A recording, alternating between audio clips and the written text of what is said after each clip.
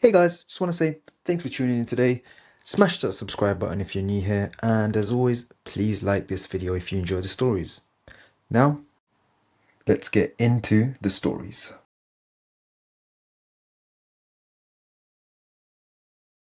I almost didn't go. That's how it always starts, I guess. But this time it felt heavier, like my body already knew something my brain hadn't caught up to yet. The sky was that gross flat gray that makes everything look like it's stuck in buffering mode. I sat in my car longer than I should have, phone in my hand, staring at the diner across the road. It was one of those half-dead places wedged between a closed shoe store and a vape shop with flickering lights. The kind of place that smells like old coffee and floor cleaner even before you step inside. I checked the time again. She was late. Not super late, but late enough that I was already doing that thing where you rewrite the whole plan in your head and wonder if you should just leave and pretend something came up.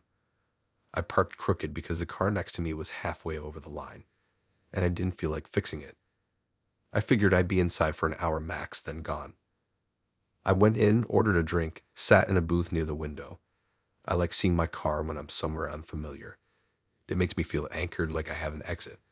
Rain started tapping against the glass in that uneven way that makes time feel weird. I scrolled. I read old messages. I tried not to look like I was waiting. She showed up 20 minutes late. I noticed her first because she didn't come straight in. She stood outside, right near the window, close enough that I could see the water dripping off her jacket. She wasn't looking for the door. She was looking down at the parking lot. Then she turned her head slowly, scanning cars. When her eyes landed on mine through the glass, she smiled like she'd already known I was there the whole time. She came in, slid into the booth across from me, apologized in that casual way that makes it sound like being late is just part of her personality. I didn't mind. I said it was fine, even though my stomach was already doing that tight twist thing. She didn't order anything. Instead, she pulled out her phone and turned it toward me. On the screen was a photo of my car, my actual car. Same dent on the back bumper, same crooked parking job, same dumb air freshener hanging from the mirror that I always forget to throw away. Then she tilted her head and asked why I'd parked crooked. No joke, my brain stalled out. There was a second where everything in the diner sounded far away, like someone turned the volume knob down on the world. I looked out the window. My car was still there. I looked back at her phone. Same angle, same rain pattern on the windshield. I laughed, because that's what I do when something doesn't make sense. I want it to. I said something about the other car being too close. I waited for her to explain the joke. She didn't. She just nodded slowly, like she was filing the answer away. I asked how she got the photo. She shrugged and said she'd taken it when she arrived. That didn't line up. I'd been watching the parking lot. Nobody had walked by my car. Nobody had stopped near it. Also, she'd arrived late, remember, unless she'd been there longer than I thought. The rain picked up. The lights flickered. She finally put her phone away and leaned back like everything was normal. She asked me questions about where I grew up, what I did, dumb first date stuff. I answered, but I couldn't focus. My eyes kept drifting to the window. Every time I looked, I had this weird urge to count the cars. Not because I needed to, but because it felt important. Like if one was missing, I'd notice too late. At some point, I realized she was repeating things I'd told her before. Not big things, little stuff, like how I hate pickles or how I always forget my wallet in my other jacket. Things I didn't remember telling her, at least not on the app. I chalked it up to bad memory, or nerves. Then she mentioned my old house. Not the one I live in now, the one from years ago. The one with the broken fence and the neighbor who blasted music all night.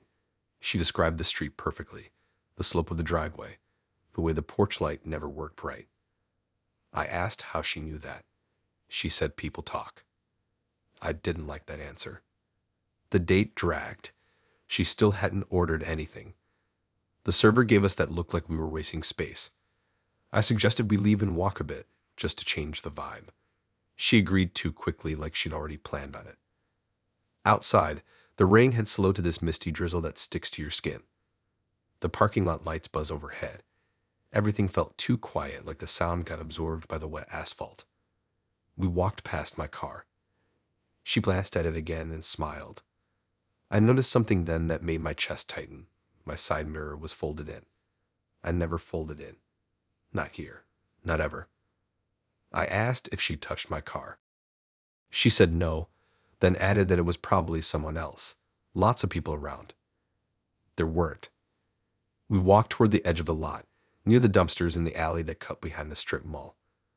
The smell back there was sour and heavy. She slowed down and started talking about how she liked places most people ignored, said they felt more honest. She stopped near a blank brick wall and pulled out her phone again. This time it wasn't just one photo. She scrolled through a whole set, my car from different angles, my car from earlier that day parked outside my work, my car in front of my old place, my car last week at night when I could have sworn I was alone. My throat went dry. I asked why she had those. She said she liked to be prepared. I asked prepared for what? She didn't answer. Instead, she mentioned the dent on my bumper, asked if it was from the time I clipped that pole near the grocery store. That happened months ago. I never told anyone about it. I started backing up, slowly. I didn't want to run. Running felt like giving her something. She took a step closer. I could hear my heartbeat in my ears. The parking lot lights buzzed louder. Somewhere far off, a car engine started and faded. I told her I had to go. I said it fast. I didn't wait for a response. I turned and walked, then jogged, then full-on ran back to my car. My keys were in my pocket. My hand shook so bad it took me 3 tries to unlock the door. I got it and slammed it shut, locked it. I looked up. She was standing a few spaces away, not chasing me, just watching. Her phone was up, pointed right at me. I peeled out of there, tires screeching, not caring how obvious it looked. I drove around for a long time, taking random turns, checking my mirrors every few seconds. No one followed. Eventually, I went home, double-checked the locks, sat in my bed with the lights on. I barely slept. The next morning, I went outside and froze. My car was parked perfectly straight, centered between the lines. I know for a fact I didn't fix it. Later that day, my phone buzzed. A notification from the app, a new message from her. It was a photo, taken from inside my room.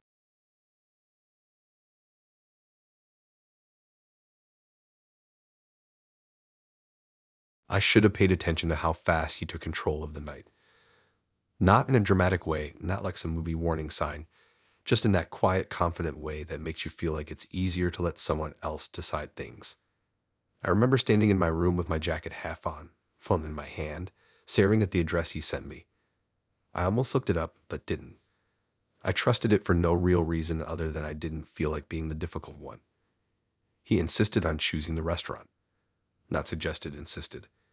He framed it like he was doing me a favor, like he knew this perfect spot that would set the tone. I didn't push back. I never do at first. I figured it would be some overpriced place pretending to be fancy or a hole-in-the-wall type of too much. The ride there already felt off. He drove like he knew the streets too well, cutting through side roads and alleys instead of sticking to main roads. My phone lost signal halfway there, which was annoying but also weird because I hadn't gone that far from my place. The city lights thinned out fast. The buildings got shorter, older, darker. The kind of area where stores don't bother with signs anymore, just names painted straight onto brick. The restaurant was tucked between a closed laundromat and a dental office that looked abandoned.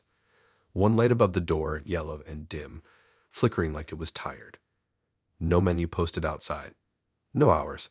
Nothing to tell you what kind of place it even was. I hesitated before getting out of the car.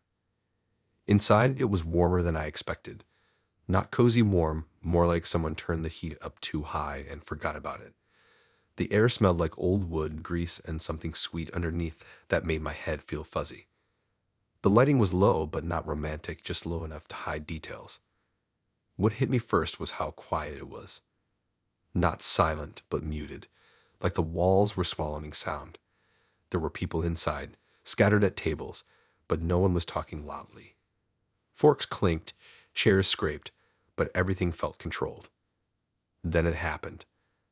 As soon as we stepped in, multiple staff members looked up at the same time. Not glanced. Looked. One of them smiled wide and nodded straight at me. Another one did that little half wave people do when they recognize you but aren't close to you. Then they greeted me by name. My actual name. I froze just inside the door. I didn't respond because my brain was trying to catch up. I'd never been there before. I was sure of it.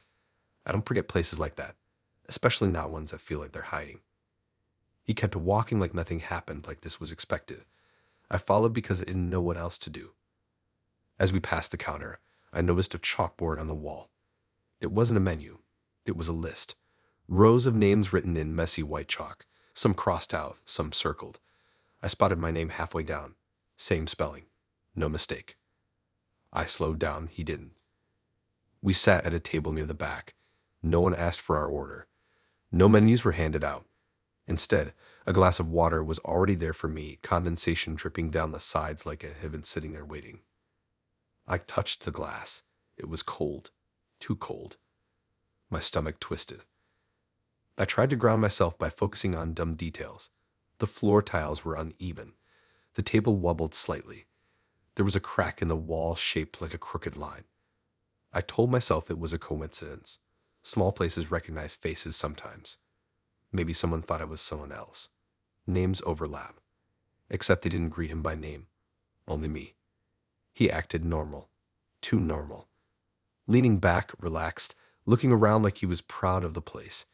He kept glancing at me, smiling when our eyes met, like he was checking something off a list. I realized then that everyone else in the restaurant was facing inward. All the tables angled slightly toward the center of the room, except ours. Ours faced the wall.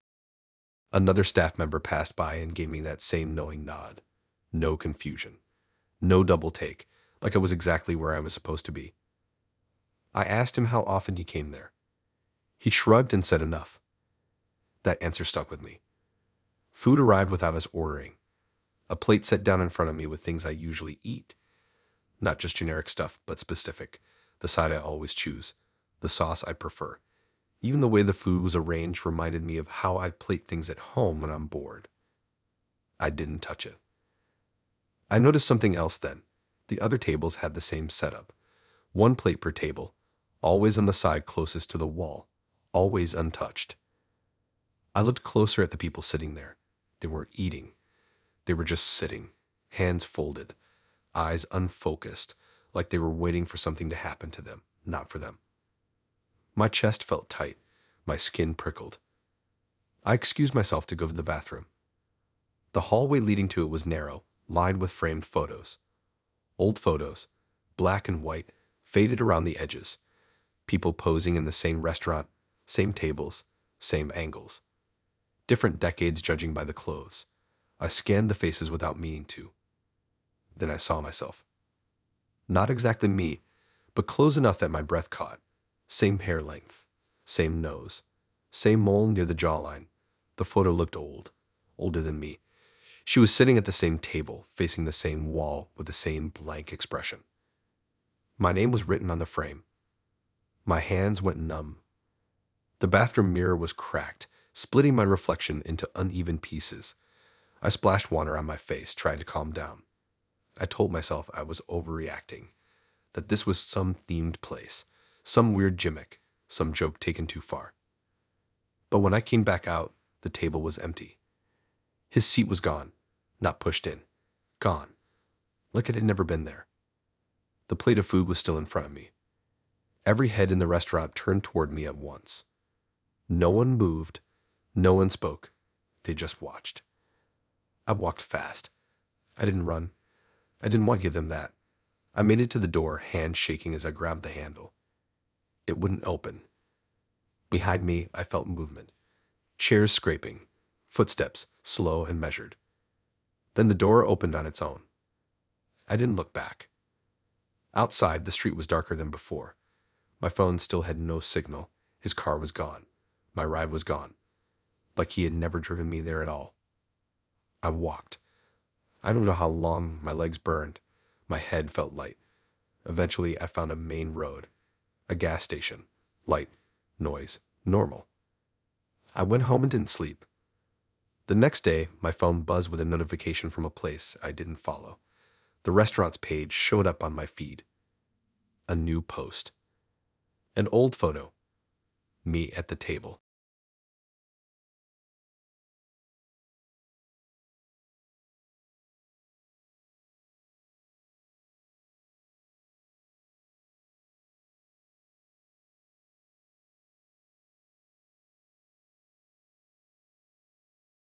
The first thing that went wrong was how familiar the night felt before it even started.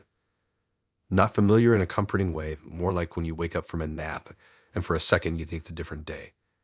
I was getting ready in my room, same hoodie I always grab, same scuffed shoes by the door, and I had this weird pressure behind my eyes like I'd already done this exact thing before. I checked my phone a bunch of times, not for messages, just staring at the lock screen like it might change. We'd met online. Nothing special. Normal app, normal pics, normal jokes. She was funny in a dry way, asked questions that made it seem like she actually paid attention. When we picked a place, she didn't argue, just said that worked perfectly. That should have been fine. It was fine. I told myself to stop overthinking. The spot was a late-night cafe near the edge of town, the kind that stays open mostly because students need somewhere to sit and stare at laptops at 1 a.m. Half the lights outside were burnt out. The sign buzzed and skipped letters. Inside smelled like burnt coffee and sugar. She was already there when I walked in. That threw me a little, but not in a big way. She waved, smiling like she'd been waiting longer than she expected. I sat down across from her. Everything felt normal for about 5 minutes. Then the questions started. Not big dramatic ones. Little stuff. Things that sounded casual but landed weird. Like how I sleep, which side of the bed I usually end up on, whether I lock my door before bed or double check it. She asked about old injuries, scars. Asked which hand I use more when I'm tired. Asked if I ever get headaches around the same time each day. I answered without thinking at first. It felt like a quiz I didn't know I was taking. She nodded a lot, like she was comparing my answers to something in her head. Sometimes she'd pause, squint slightly, then ask a follow-up that was even more specific. Not just what bus I take to work, but which seat I usually choose. Not just what I eat when I'm stressed, but whether I finish the whole thing or leave the last few bites. I tried to laugh it off in my head. Some people are just intense. Some people are awkward on first dates. I've been worse. But then she asked about my childhood dog. I'd never mentioned having one. She described it before I could even react. The color, the limp in one leg, the way it used to sleep me in the stairs. I felt my throat tighten. I asked how she knew that. She shrugged and said it was obvious. Obvious how? She said patterns repeat. The cafe felt smaller then, like the walls had moved in a bit. I noticed there were only a few other people there, all spread out, all quiet. One guy at the counter hadn't moved since I walked in. His cup was empty. He was still holding it. She asked if I remembered the accident. That word hit wrong. I asked what accident. She tilted her head and studied my face for a long second. Not in a cute way, in a focused way, like she was checking for flaws. She said maybe this version didn't carry that part. That's when my stomach dropped. I told myself she meant metaphorically, like emotional baggage or something. But my hands were sweating. I wiped them on my jeans under the table. She leaned in a little and finally stopped pretending. She said this date was a redo. Not like redoing a bad first impression. Not like giving things another shot. She said it like someone reciting a level in a game. She explained it calmly, like she was talking about fixing a broken phone. She said the last version of me didn't last long. Said it with no emotion at all, like stay in the weather. My ears rang. The cafe noise faded. I felt light, like I might float up out of my chair. I asked what she meant by last version.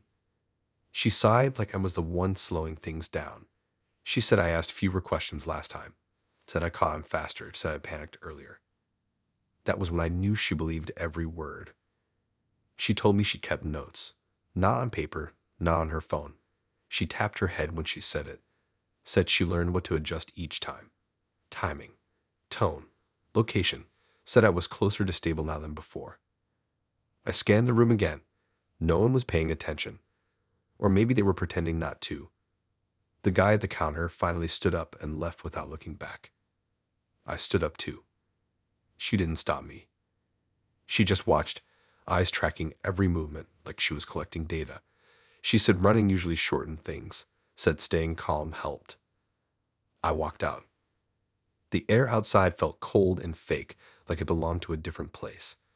I stood on the sidewalk, heart pounding, trying to decide whether to run or throw up.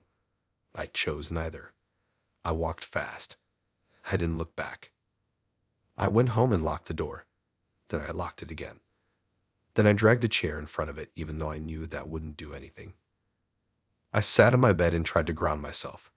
Tried to remember yesterday, the day before, last week. Everything lined up. My phone history made sense. My photos made sense. I read through old messages, old chats. Nothing missing. But I noticed gaps. Little ones. Photos I didn't remember taking. Screenshots I didn't remember saving. Notes in my phone written in my own words but not my voice. Reminders set and deleted. One note stood out. It just said, "Do not go back to the cafe." My hands shook so bad I almost dropped the phone. Another buzz came through. A message from her. It wasn't angry. It wasn't threatening. It said this version was promising. Said we'd try again if needed. I blocked her. Then my phone buzzed again from a different number. Same message. Then another.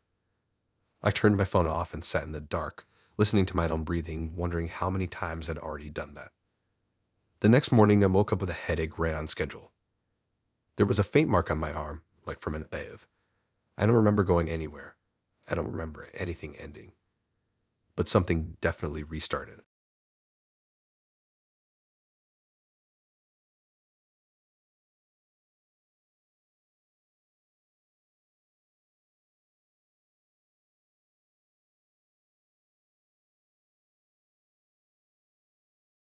I still remember the exact moment my stomach dropped, and it was when the camera came out.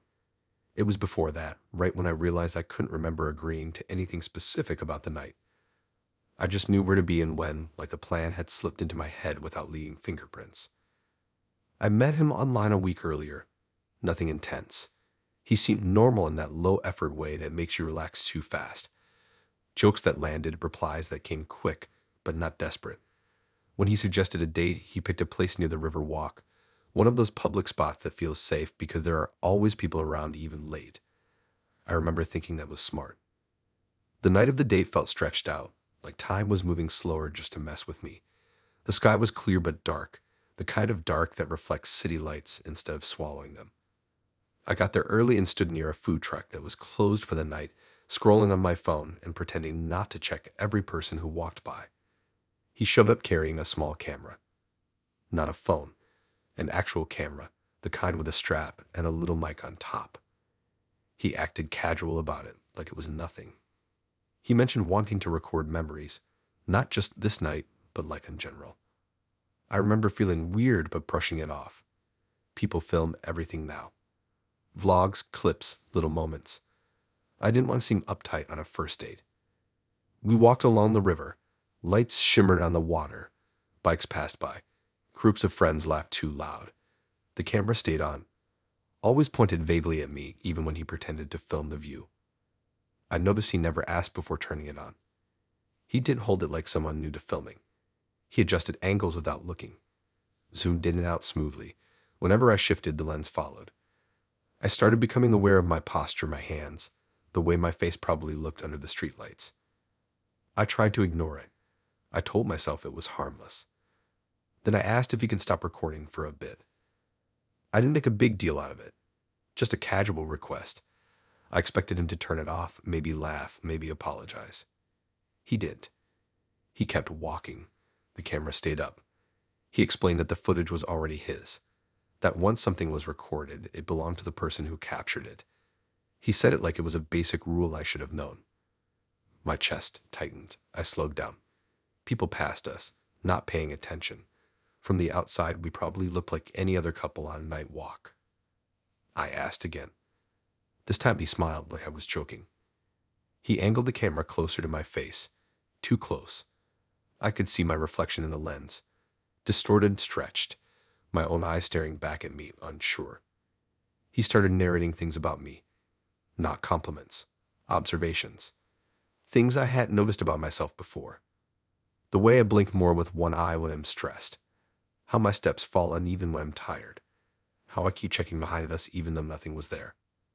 I stopped walking. He stopped too, but the camera didn't lower. He said the footage mattered. That memories fade but recordings don't.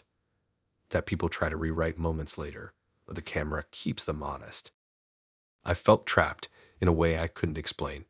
We were in public, lights everywhere, people close enough to hear if I yelled, but my voice felt stuck behind my teeth. I told him I wanted to leave. He nodded like that was fine. Then he turned the camera on himself for a second, checking the framing, then back on me. We walked back toward the parking area. My heart was racing. I kept thinking about grabbing the camera, but I didn't know what would happen if I did. It had a strap around his wrist. It felt like it was attached to him. As we passed under a bridge, the light dimmed. The sound changed. Footsteps echoed differently. He slowed down on purpose, dragging the moment out. The camera light blinked softly, a tiny red dot that made everything feel more real and less. I reached my car and went to open the door. He stepped closer. The camera angled down slightly, capturing my hands shaking as I fumbled with the keys. He didn't touch me. He didn't have to. His presence filled the space like pressure. He said the date wasn't over yet, that walking away would look bad on camera, that people always judge footage without context. I finally snapped and tried to grab the camera. He pulled it back easily. He was ready for that. His grip tightened. His expression didn't change. He told me again that the footage belonged to him now. Something in his tone made it clear he wasn't just talking about the file. It felt like he meant more than that. Like he was claiming the moment, my reactions, my fear. Like it was something he could replay whenever he wanted. I got in my car and locked the doors. He stood outside, filming through the window. The glass reflected my face back at me, layered over his. I started the engine and pulled out fast, not caring if I scraped the curb.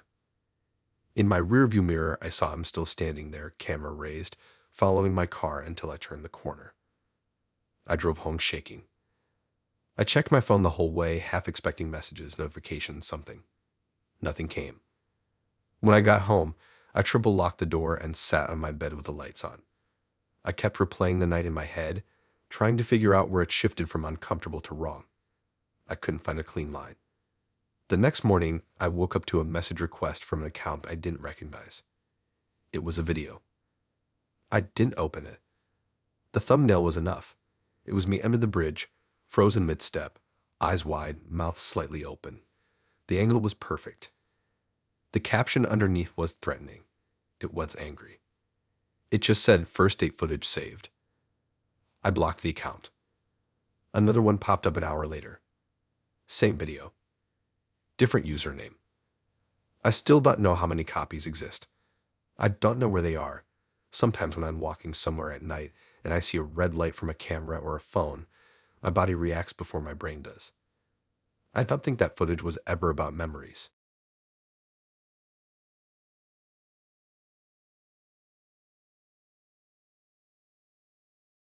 I knew something was wrong before I even noticed my phone was gone. It was one of those nights that felt thin, like the air could rip if you moved too fast. I remember walking toward the place thinking everything looked slightly off, like a bad filter was laid over the city. Not scary, just wrong enough to make my brain stay alert. I told myself I was just nervous. First dates always mess with my head a little. We met at a small bar that used to be a train station. Brick walls, high ceilings, old signs still bolted into places they didn't make sense anymore.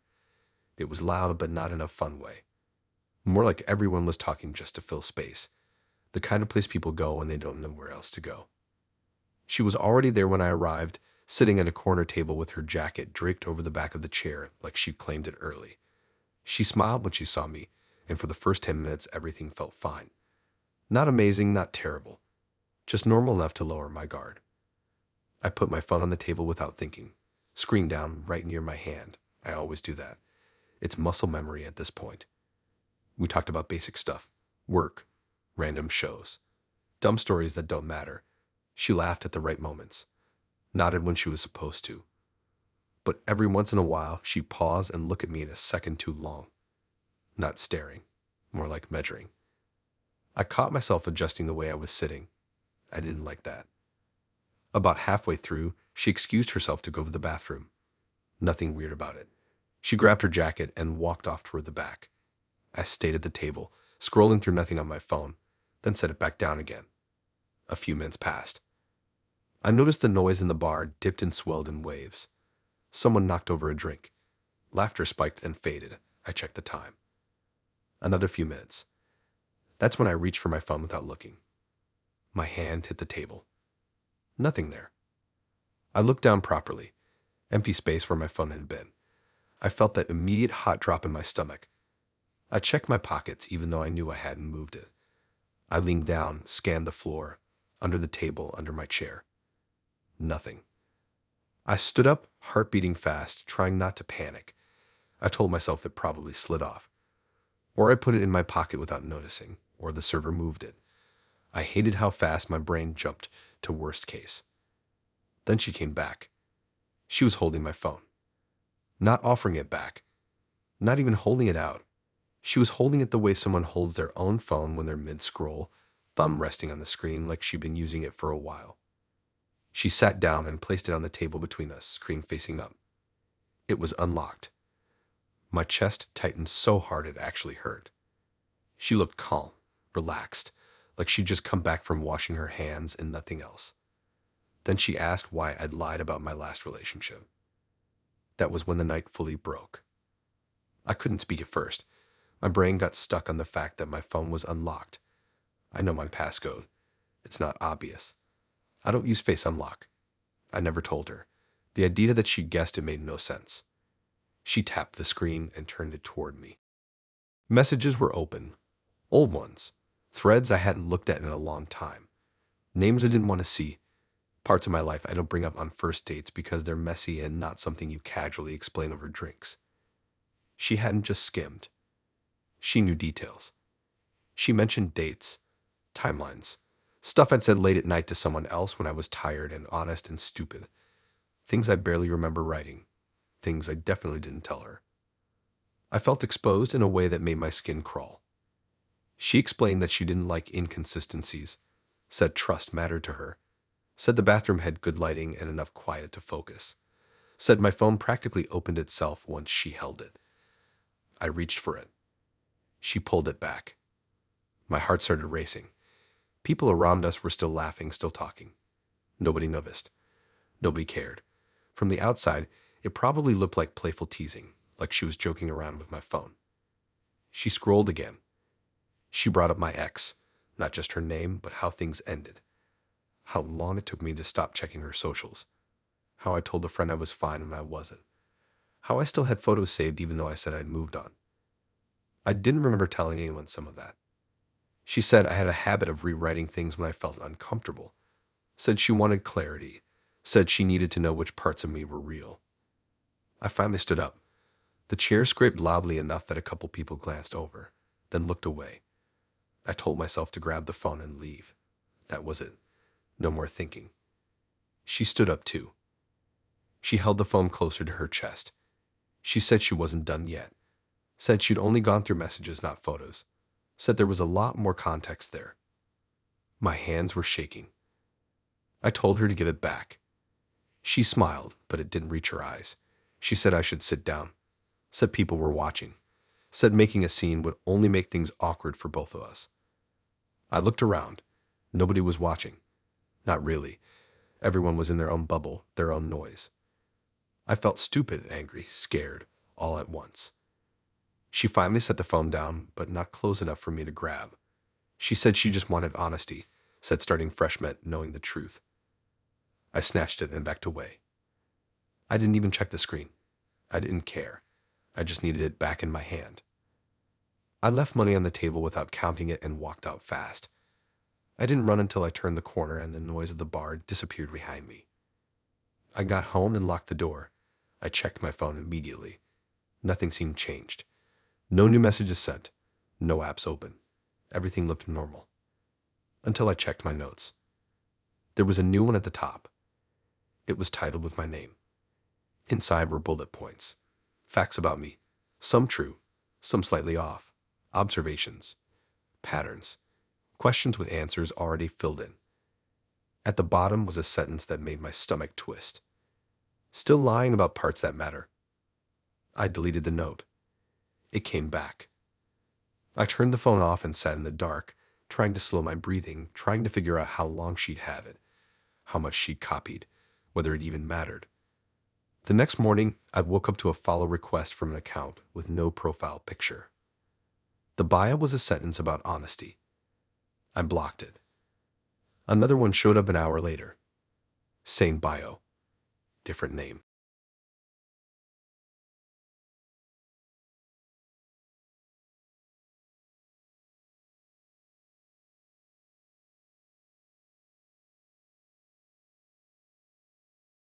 The moment that stuck with me was when the drinks hit the table. It was earlier when I realized I was already tired and the night had barely started. Not sleepy tired, more like the heavy drag behind the eyes you get when something feels off and your brain won't shut up about it.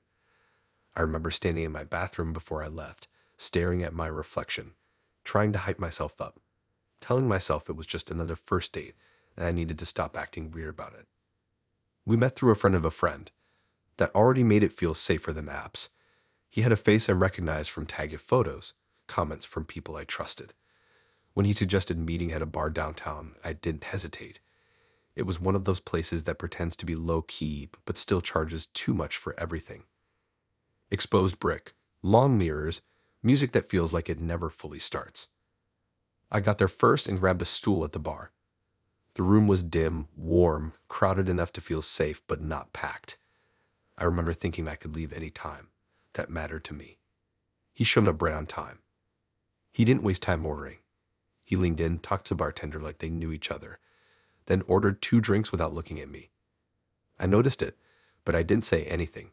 Some people like taking charge. Sometimes it's nice not to decide. The drinks came fast. 2 glasses, similar shaped, different colors. One darker, one lighter, both sweating from the cold. He slid one toward me. I wrapped my fingers around it, but didn't lift it yet. I always wait a second. I have an why habit maybe. That's when he explained it. Calmly, casually, like he was sharing trivia. He told me which one I should avoid if I planned on staying conscious. My brain froze for a second, like it couldn't process the words in the right order. I stared at the glass in front of me, then at the other one, then back at him. He was smiling. He said it like a fact, like some people avoid dairy, some people avoid gluten, and I should avoid that drink if I wanted to remember the night. I laughed, not because it was funny, but because my body needed to do something. My heart was already speeding up. I asked what he meant even though I already knew. He shrugged, said he liked honesty, said most people don't say these things out loud, but that didn't make them less real. Said he figured it was better I knew my options. The bar noise swelled around us. Laughter, glasses clinking, someone yelling over the music, everything normal, everything wrong. I didn't drink. I slid the glass back toward the center of the bar. My hands were steady, but my legs felt weak. He watched me carefully. Not annoyed, not angry, more like curious, like he was interested in how I would react. He picked up the other drink and took a sip. Didn't break eye contact, didn't flinch. He said it was for me anyway, said he ordered that one for himself, said I could always switch later if I changed my mind. I wanted to leave right then. But something stopped me. Part of it was shock. Part of it was fear of overreacting. Part of it was the fact that nobody else in the bar seemed to notice or care. I felt stupid for thinking maybe I misheard him. Like maybe there was a normal explanation and I was about to make a scene over nothing. So I stayed. We talked. Or he talked. He asked questions about my routines, my schedule, how often I went out, what time I usually got home on weekdays, whether I lived alone. I answered vaguely carefully, starting to feel like I was walking on a tightrope. Every once in a while, he'd glance at my untouched glass. He commented on it, said it was warming up, said the ice would melt soon, said timing mattered with things like that. I noticed the bartender glance over a few times. Not concerned. Just checking in. I thought about catching their eye, signaling something, but I didn't know what to signal. There was no rule broken, nothing obvious. The drink stayed in front of me like a dare. He leaned closer at some point, lowering his voice even though I wasn't using mine. He explained how easy it was to misjudge people in places like this, how everyone assumes public means safe, how that's not always true. My chest felt tight. I took a deep breath and told him I was leaving. He nodded, said that was fine, said he appreciated clear decisions. Then he did something that made my blood run cold. He reached out and turned my glass slightly, rotating it so the logo on the napkin underneath lined up perfectly. He said now he knew I was planning on finishing it. Said that mattered to him. I stood up.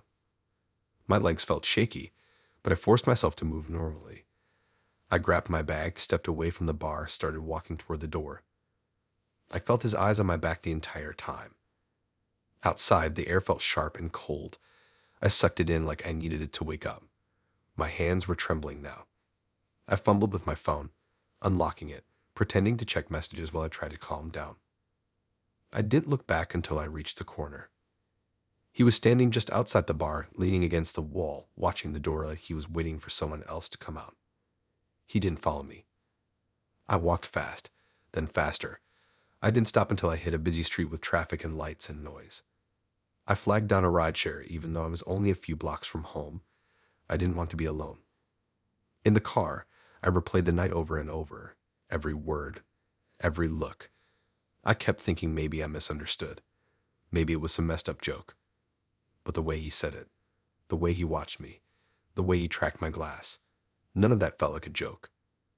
When I got home, I locked the door and leaned against it, heart pounding. My head hurt. My mouth felt dry. I couldn't sleep. My phone buzzed around 2 a.m. A message from an unknown number. It said he was glad I made the smart choice. It said not everyone does. I blocked the number. Another message came through from a different one. Same words. I turned my phone off and sat in the dark until morning. The next day, I went back to the bar with a friend. Same stools, same bartender, same dim lights. I asked if he remembered the guy from the night before. He didn't. I asked about the drinks, about the order. He said nothing unusual stood out. When I got home, my phone was back on. There were no new messages. But every time I go out now, every time a glass slides across a table toward me, my stomach tightens before my hand moves. I still think about how calm he was when he said it, like it was just another option on the menu.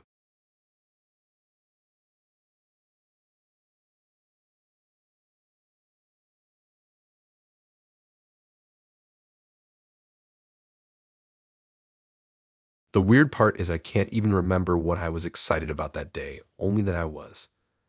I woke up early for no reason, checked my phone a bunch of times, paced around my room like something good was about to happen. It felt lighter than the other dates it'd been on recently. She seemed different. Not intense, not distant. Just interested in a way that felt rare. We met through mutuals, which always makes things feel safer. Same circles, same names popping up in comments. She had this calm online presence, nothing dramatic, no oversharing. When she suggested meeting at a small art space that doubled as a cafe, I liked the idea. Public, creative, low pressure. The place was in a converted warehouse near the edge of town. Tall windows, concrete floors, mismatched furniture. The kind of spot where people pretend they're working on laptops, but mostly just people watch. There were sketches and paintings taped to the walls, some unfinished, some clearly abandoned halfway through. She was already there, sitting at a long table with a notebook open in front of her. She smiled when she saw me, closed the notebook, slid it aside. Everything felt normal. Good even. We grabbed drinks from the counter and sat near one of the windows. The light coming in made dust float in the air like static. I remember thinking the setting felt honest, like nothing bad could happen somewhere so open. We talked about basic stuff at first. Work, random interests, places we'd been. She listened closely, which I liked. Not fake listening either. She remembered details. Followed up on things I'd mentioned earlier. It made me feel seen in a good way. About halfway through, she pulled the notebook back toward her. She said she had something funny to show me. I leaned forward, expecting a sketch or a list for something harmless. Instead, she turned the notebook around and slid it across the table. It was a page filled with handwriting.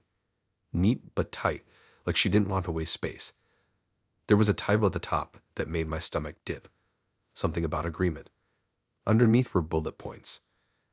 I laughed at first because I assumed it was a joke, something ironic. People do that kind of thing online all the time.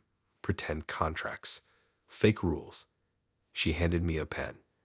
She said signing it would make it official. I scanned the page more carefully. It wasn't playful. It talked about emotional exclusivity, not seeing other people, not forming attachments, not sharing personal things with anyone else without discussing it first. It mentioned honesty, loyalty, commitment, all wrapped up in language that sounded half serious, half soft enough to slip past you if you weren't paying attention. There was a line for my name at the bottom. I asked if she was serious. She smiled and said it was just a joke. Said it was something she did to break the ice. Said nobody actually treated it like a real thing. But she didn't take the pen back. She waited. I felt heat rise up my neck. People around us were laughing, typing, moving chairs. The normal world kept going while this weird little moment sat between us like it was separate from everything else. I tried to read it as humor, tried to convince myself it was satire, but the wording was too specific, too careful. It didn't feel like something thrown together for fun. She watched my face while I'd reading. Her expression barely changed, like she already knew how this would go. I joked about needing a lawyer. She laughed, but it sounded forced. Then she said it wasn't legally binding. Said it was more about intention. Said signing it would show I was serious. Serious about what, though? This was a first date. We barely knew each other. The idea of agreeing to something like that felt insane. I told her I wasn't comfortable signing anything. She nodded slowly, said she understood. Then she tilted the notebook slightly so I could see another section I'd missed. There were notes in the margins. Not reminders, not jokes. Observations. Things about me. My name written more than once. My job. The way I'd described my last relationship. Even the part where I'd said I needed space sometimes. It was all there, reframed as risks, considerations, adjustments. My chest tightened. I asked how she knew all that. She said she paid attention. She said people tell you more than they realize when they feel relaxed. I didn't remember telling her some of those things, at least not directly. She said the agreement helped her feel safe. Said without clear boundaries, people drifted. Said this was her way of making sure things didn't get messy. I pushed the notebook back toward her. I told her I couldn't sign it. The air between us shifted immediately. Not dramatic, not angry, just colder, like the warmth had been turned off. She closed the notebook slowly, placed the pen on top of it. She said that was disappointing. She said most people signed, said the ones who didn't usually cause problems later. That line stuck with me. I stood up and told her I was leaving. She didn't stop me, didn't argue, just watched me gather my things with this calm look that made my skin crawl. As I walked toward the door, I felt eyes on my back, not just hers. I couldn't explain it, but the room felt heavier, like I'd broken some unspoken rule.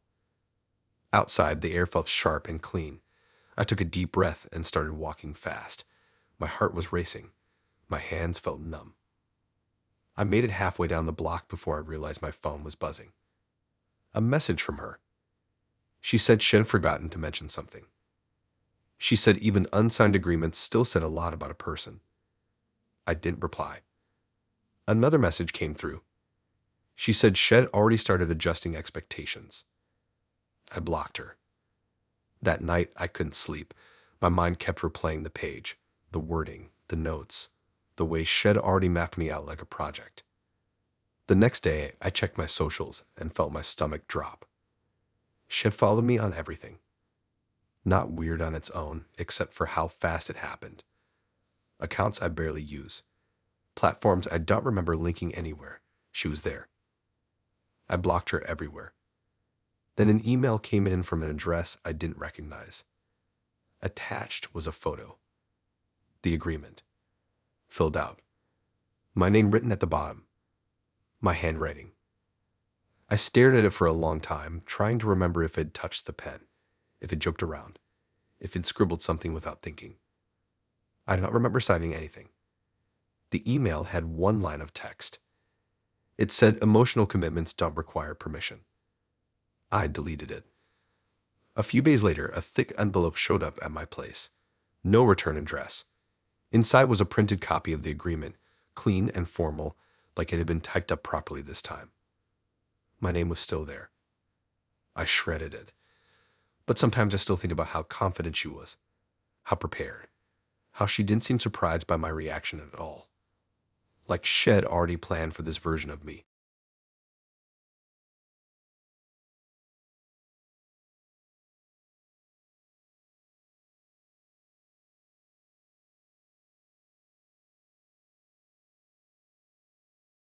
I didn't notice how much he was on his phone at first because everyone is on their phone now.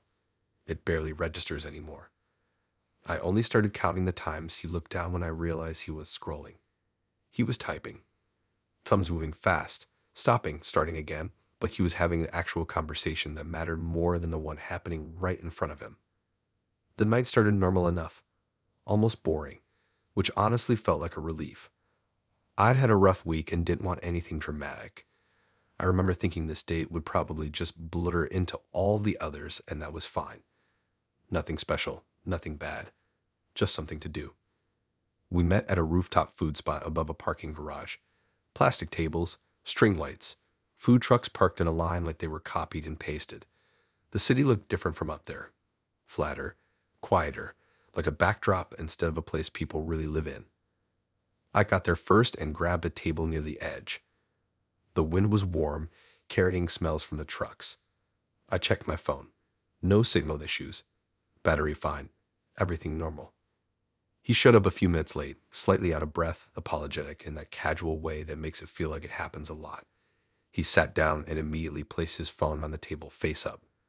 I noticed that too. Some people do it on purpose. Like they want you to see they're getting messages, like it proves something. We ordered food, sat, waited. He checked his phone again. And again. I tried not to let it bug me. I talked anyway. About work, random stuff, nothing heavy. He nodded along, added comments at the right times. But every few minutes his attention dipped, screen lighting up his face, then going dark again. I finally asked if everything was okay. He said yeah, just keeping up with things. That answer didn't mean anything, but I accepted it. His phone buzzed again. This time he smiled. I felt a weird flicker of annoyance mixed with curiosity. I hated that I cared. I hated that part of dating where you start comparing your value to a screen. The food came. We ate. The wind picked up a little. Lights swayed overhead.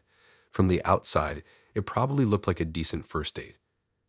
But the texting didn't stop. At some point, I noticed something off about the way he was typing. He was reacting to messages. He was anticipating them. Starting to type before the phone even buzzed. Pausing like he was waiting for something specific. I asked who he was talking to. He hesitated. Not long, just enough. He said me. I laughed because that made no sense. My phone was right there on the table, silent. He glanced at it, then back at me. He said not yet. That was the first real crack in the night. My stomach tightened. I waited for him to explain, but he just picked up his phone and kept typing. I leaned back in my chair, suddenly very aware of how high up we were. The edge of the rooftop felt closer than before. The noise from the street below sounded far away. A few minutes passed like that, me watching him type, him watching his screen, the silence stretching. Then he turned his phone toward me. I expected maybe a joke, a draft text, something harmless. Instead, I saw screenshots. Our names at the top, timestamps dated tomorrow. Messages from me.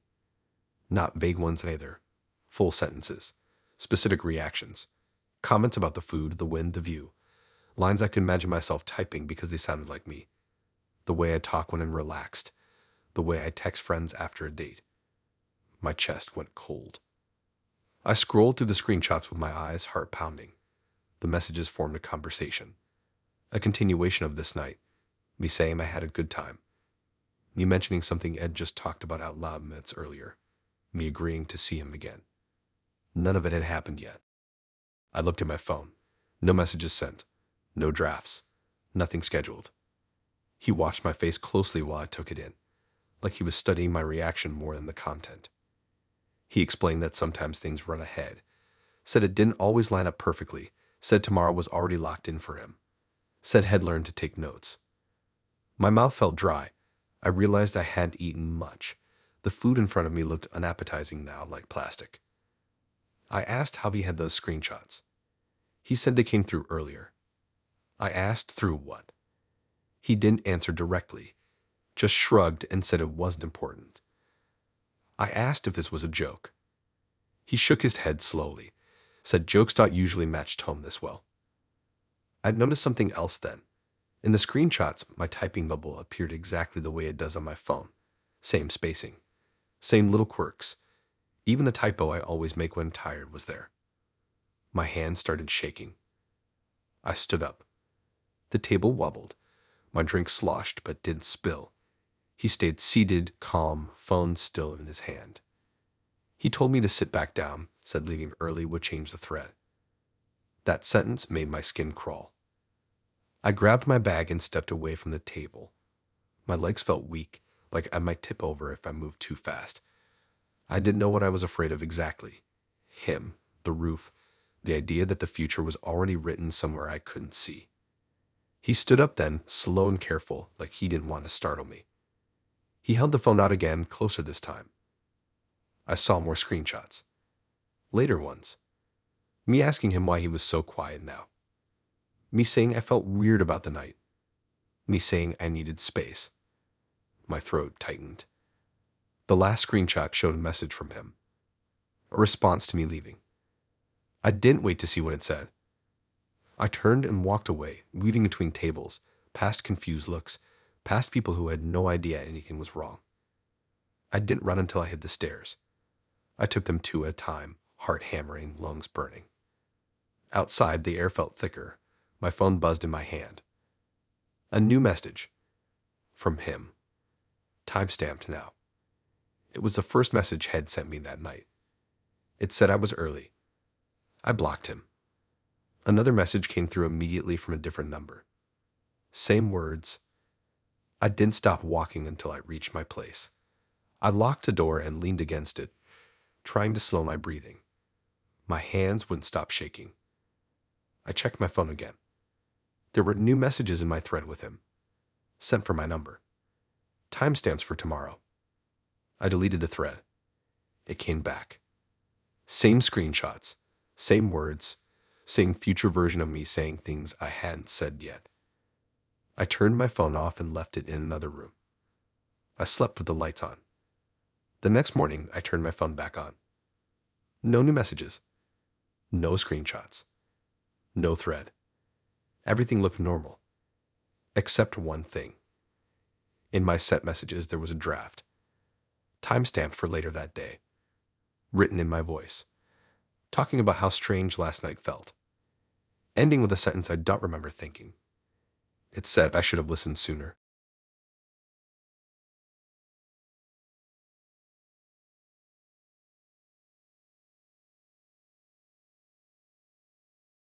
I knew the night was going to stick with me the second I realized I couldn't remember how long it had been sitting there. Time felt smeared, like someone dragged their finger across it. I kept checking my phone and putting it back down, not because I was bored, but because my brain needed proof that things were still moving forward. First dates always make me nervous, but this felt different. Heavier, like I walked into the evening already a step behind. We met at a little park that sat between two neighborhoods, the kind of place people forget exists. There was a walking path, a playground that never seemed to have kids on it, and a few benches facing a dried-up fountain. She picked it because she said it was quiet. I agreed because it was public, but not crowded.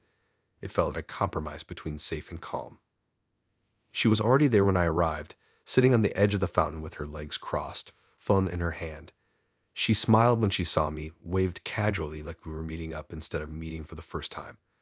I sat down next to her, leaving a little space between us without really thinking about it.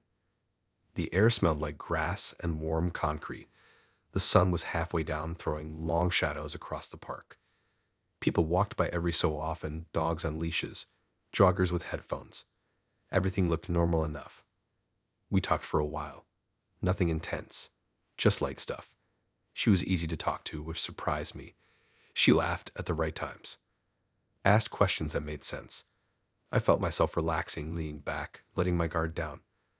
I remember thinking maybe I'd overhyped my nerves for nothing. Then she brought up voicemails.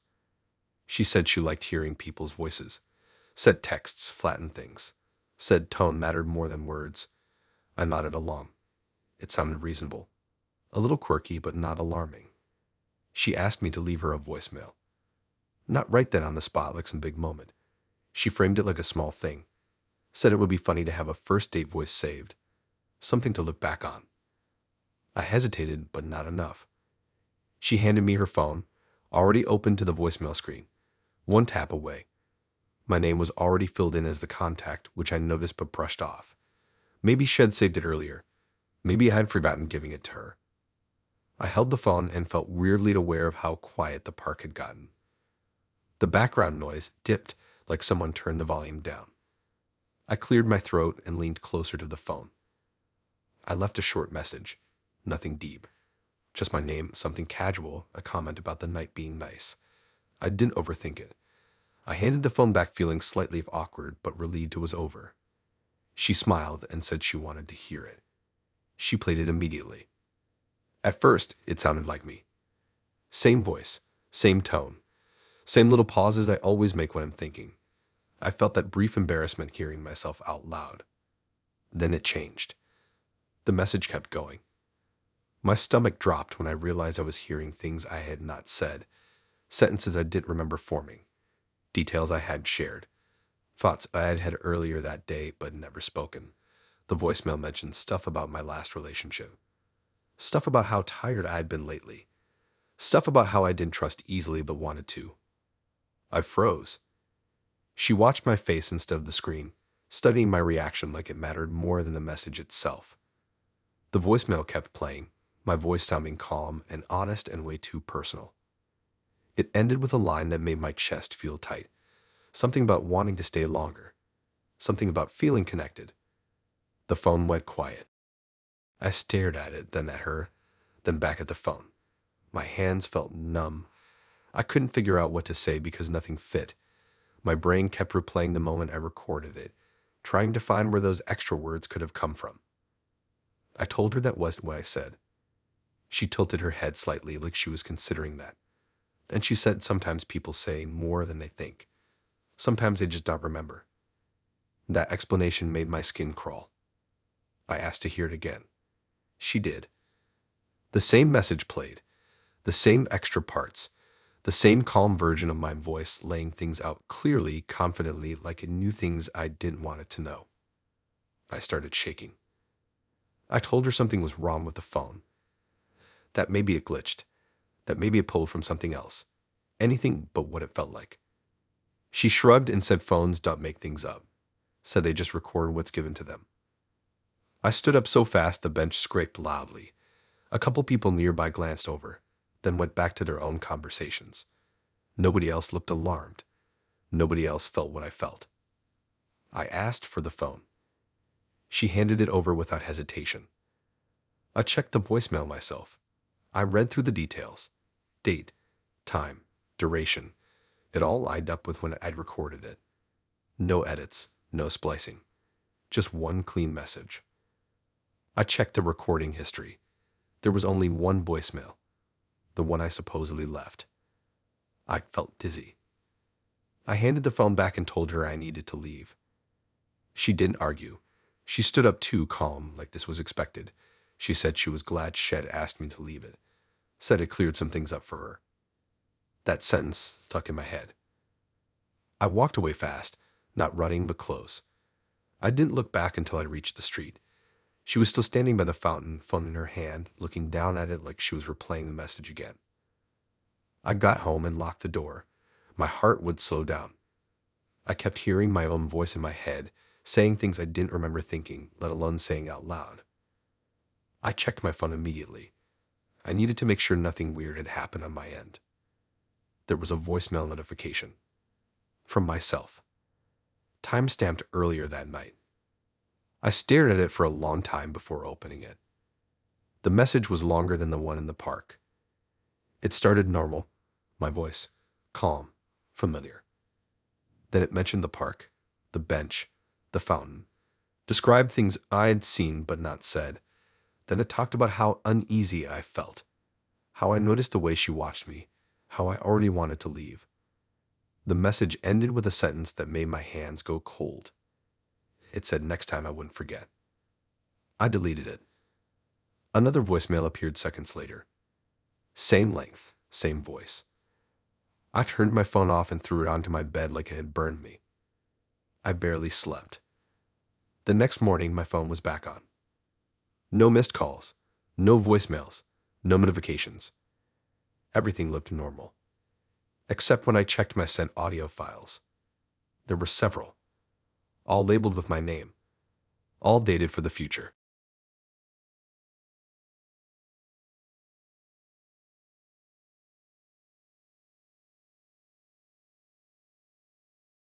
I don't think I've ever felt dread creep in so quietly before. It was the jump scare kind of fear. It was slow, like realizing you're already too deep in water you didn't mean to step into. The night started with that false calm, the kind that tricks you into dropping your shoulders and breathing easier before everything goes wrong. I almost canceled that date.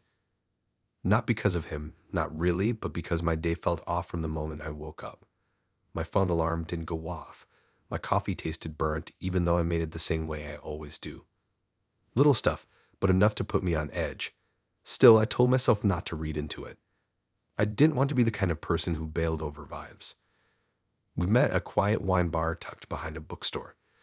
Not trendy, not loud. More like a place people go when they want to talk without being overheard. Dim lights, dark wood, soft music that blurred into the background. It smelled like old paper and citrus cleaner. He was already there, sitting at a small table near the back wall. He stood when he saw me, smiled, pulled out my chair. Polite, almost rehearsed. I noticed the place wasn't busy, which I liked at first. Plenty of empty seats, no pressure. We ordered drinks and settled in. The chairs were those deep cushioned ones that sort of hold you in place. I remember thinking they were more comfortable than they looked. Conversation flowed easily in the beginning. Surface level stuff. Work, hobbies, random stories about places we'd been. He was attentive, leaned in when I talked, nodded at the right moments. He remembered details I'd mentioned earlier, which felt flattering at first. Then he started talking about his ex. I didn't ask. He brought her up casually, like it was just part of his story. Said things had ended because she couldn't handle commitment. Said some people panic when things start to feel real. He was angry when he said it, just matter of fact. I listened because that's what you do. He described her in a way that felt oddly specific for a first date. How she laughed. How she avoided eye contact when she was overwhelmed. How she had a habit of twisting her hands together when she got upset. I noticed my own hands doing that and forced them still. The bar felt warmer, the air heavier. I shifted in my seat, suddenly aware of how close the walls felt. He mentioned that Shed cried there. I looked around, confused. Asked if he'd been to this place before. He smiled and said yes, many times. Then he pointed, right at the chair next to me. He said that was the seat where Shed cried the hardest. My stomach dropped. I followed his finger, staring at the empty chair beside me. It looked no different than the others. Same dark fabric. Same slight dip in the cushion like someone had sat there earlier. I laughed weakly, not knowing what else to do. I told myself he was oversharing. People do that sometimes. Nerves make people say weird things. But then he kept going. He described the night. How Shed sat there, shoulders shaking, trying to stay quiet. How Shed said she felt trapped. How he told her commitment wasn't something to fear if you trusted the right person. As he talked, I felt my throat tighten. It wasn't just the story. It was the way he watched me while telling it. Like he was checking for similarities. Like he was waiting for something. I tried to change the subject. Talked about the bookshop next door. Asked what he liked to read. He answered, but his attention didn't fully shift. His eyes kept flicking back to that empty chair. The music in the bar felt too soft now, like it couldn't cover the tension. Every sound felt amplified. The clink of glasses, the hum of the fridge behind the bar, my own breathing. He asked how I felt about commitment. The question landed heavy. I answered carefully. Said I valued connection but needed space too. Said I didn't rush into things. Pretty normal answer, I thought. His smile tightened. He said that sounded familiar. My chest felt tight. I took a sip of my drink, more to give my hand something to do than because I wanted it. My eyes burned slightly, and I hated that. Hated feeling vulnerable in front of someone I barely knew. He leaned back and gestured around the room. Said this place had seen a lot of endings. Said emotions linger longer than people realize. Said chairs remember things. That was when I felt tears well up. Not because of anything specific he said, but because the situation felt wrong in a way I couldn't articulate. My body reacted before my mind caught up. My vision blurred slightly. He noticed immediately. He pointed at me, then at the chair next to me again. He said it was happening the same way. Something in me snapped then, not loudly, just enough to push me to stand. The chair scraped against the floor, loud in the quiet bar. I wiped my face quickly, embarrassed and angry at myself for letting it get that far. He didn't stand. He stayed seated, calm, watching me like he was observing a pattern repeat. He said he didn't mean to upset me. Said it just happens sometimes. Said some people reach the same point whether they want to or not. I grabbed my bag with shaking hands and told him I was leaving. He nodded, said that was what she did too. That sentence followed me all the way to the door. Outside, the air was cool and sharp. It hit my lungs like a reset button. I walked fast, not wanting him behind me, not wanting to hear anything else. I didn't stop until I reached the main street, where traffic and noise wrapped around me like a shield. My phone buzzed in my hand. A message from him popped up. It said he hoped I got home safe. Said some nights just reveal things sooner than expected. I didn't reply. I got home, locked the door, leaned against it while my heart hammered. My eyes were still wet, but the tears felt delayed now, like my body was catching up. Later that night, I couldn't sleep. I kept thinking about that chair, about how many people had sat there, about what he meant when he said chairs remember. The next day, curiosity got the better of me. I went back to the bar in the afternoon when it was brighter and less heavy. Different staff. Same chairs. I asked casually if they'd had a woman crying there recently. Described her vaguely. The bartender hesitated, then nodded. Said yes, a while back. Said it had been rough. Said the guy she'd been with stayed calm the whole time. Said he came back a lot after that. I asked which chair. He pointed. The one next to where I'd sat. I left without finishing my drink. A few days later, I got another message from him. He said he missed our conversation. Said he felt like things ended right when they were getting honest. I blocked him. That night, I couldn't get comfortable in any chair in my live. Every seat felt wrong. Too familiar, like it was waiting for something. Sometimes I still think about that bar, about how many times he must have sat there, telling the same story, watching the same reaction play out. And I wonder if the chair next to me ever feels empty.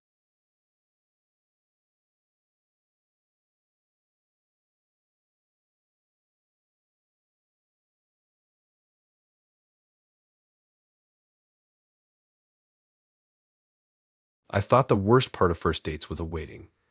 That stretch of time before you meet where your brain fills in blanks with nonsense.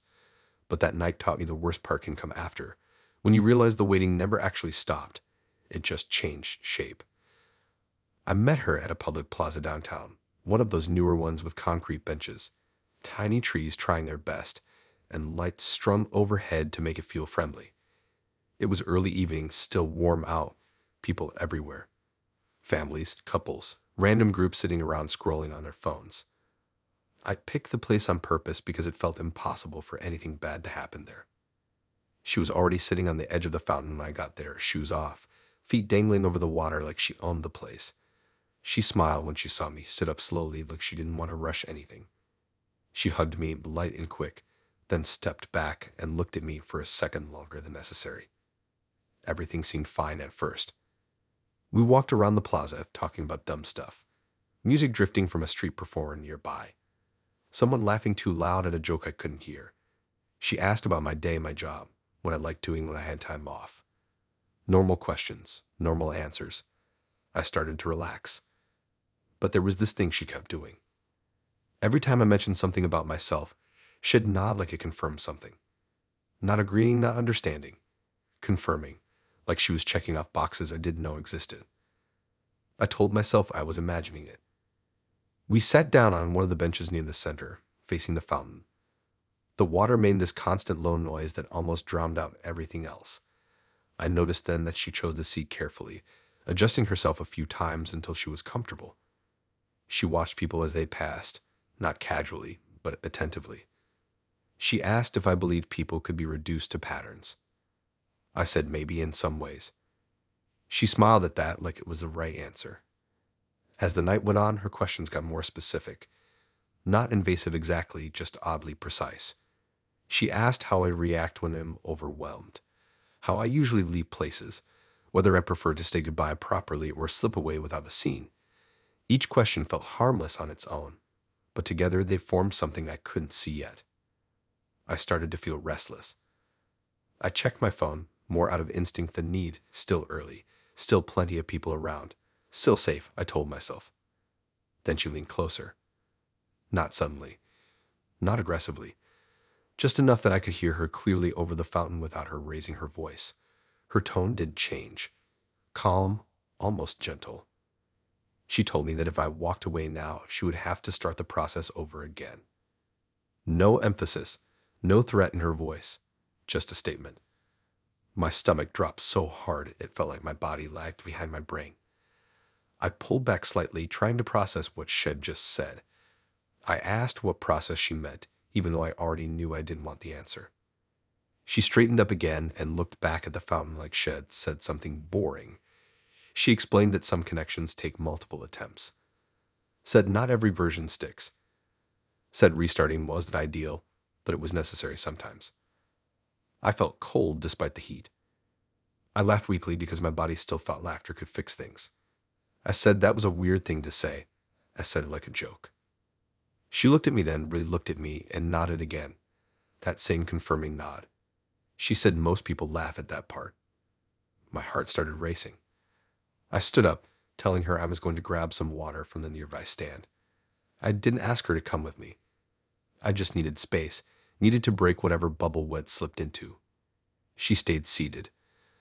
As I walked away, I could feel her eyes on my back. Not burning, not angry, patient. I got to the stand and bought a bottle for way too much money. Barely noticed the amount. My hands were shaking as I twisted the cap off. I took a long drink and tried to ground myself by focusing on stupid details. The sound of the cap crinkling, the taste of plastic, the way my shoes felt on the pavement. I turned around to head back.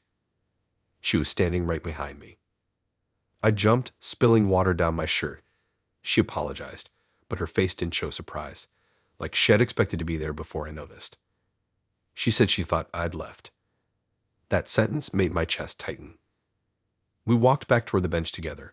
My steps felt slower, now heavier.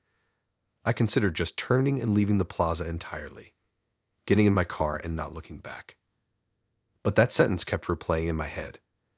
Start the process over again. I sat down, mostly because my legs felt weak.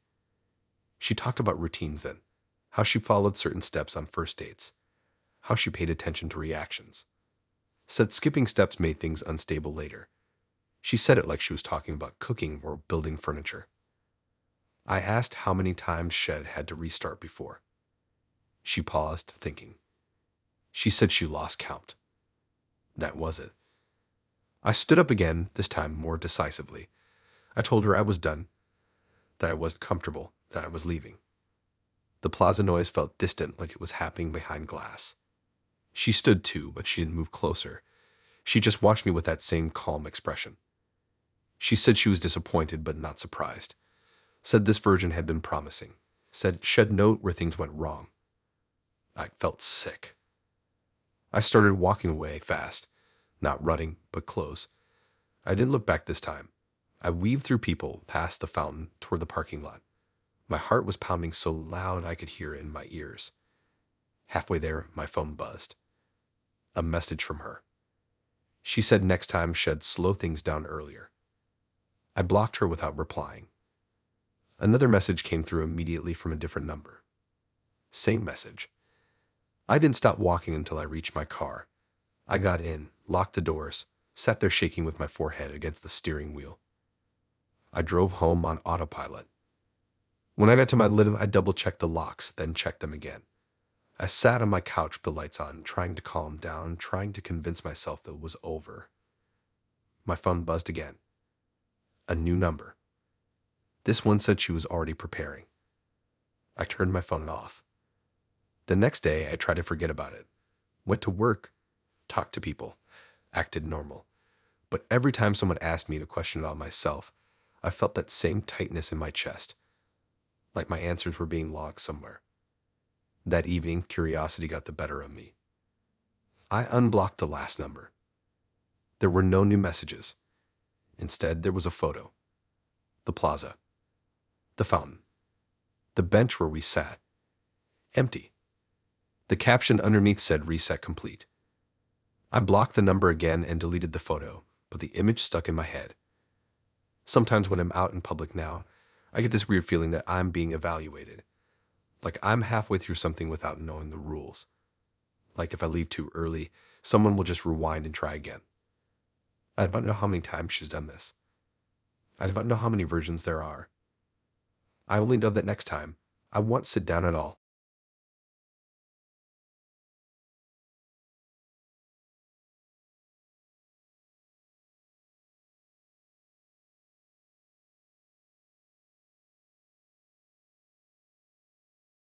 The night didn't start scary at all, which is what messes with me the most when I think back on it. It started with that clean slate feeling, like maybe this one would finally be normal. I remember feeling weirdly hopeful while I was getting ready, like my brain decided to give the world one more chance before giving up completely. We met at a small outdoor market near the river. String lights, food stalls, people wandering around with paper trays and plastic cups. It was busy enough to feel safe, but not overwhelming. I like that. First dates in places like that feel low risk, like you can disappear into the crowd if things get awkward. He was easy to talk to. That stood out right away. Not overly charming, not trying too hard. Just relaxed, like he was auditioning. We walked around, shared food, laughed at dumb stuff. I remember thinking I could actually enjoy this instead of counting minutes. About an hour in, he suggested we switch things up. He said it casually, like the idea had just popped into his head. Said the market was getting loud and he knew a quieter place nearby. I hesitated for maybe half a second. He noticed and immediately added that it was totally up to me. No pressure. That helped more than it should have. I agreed. His car was parked a few blocks away. The walk felt normal. People everywhere. Traffic noise. City lights. I told myself I could always ask to go back if I felt weird. The drive was short. Too short to feel like I was going anywhere new, which is probably why I didn't question it. We turned down a couple side streets, then into a quiet neighborhood. The houses were close together, older, well-kept. Porch lights on. Nothing sketchy. He pulled into a driveway like he'd done it 100 times. When we got out of the car, I noticed something that made my stomach tighten just a little. The front window glowed warm, like lights were already on inside. Not unusual on its own, but I hadn't expected that. I'd assumed this was a spontaneous stop. He unlocked the door and stepped inside like it was nothing. The smell hit me first. Candles. Not overpowering, but unmistakable. That soft, sweet smell that usually means someone put thought into a space. I stepped inside slowly, scanning the room without meaning to. The lights were dim, not dark, just low. Candles placed carefully around the room, on shelves, on the table, even on the windowsill. Not random either. Balanced, intentional. Then I saw the drink. On the coffee table sat a glass with ice already melting slightly. It was my favorite drink. Not something super common either. Not the kind of thing you guess unless you know. My heart started beating faster. I asked how he knew. He smiled and said he'd remembered. Remembered from where? He shrugged it off, said people mentioned things without realizing. Said he'd paid attention earlier. But I didn't remember talking about that drink. Not that night. Not ever. I tried to stay calm. I told myself it was coincidence. Maybe he'd guessed. Maybe it was something popular and I was overthinking. But then I noticed the music. Low, familiar. A playlist that felt weirdly tailored. Songs I liked but never told people about because they weren't cool or impressive. Deep cuts. Stuff I only listened to alone. The room felt smaller. I stood there awkwardly, bag still on my shoulder, not sure where to put myself. He took his shoes off and set them neatly by the door, then gestured for me to get comfortable. I didn't. I asked again how he knew about the drink. This time his answer didn't land right.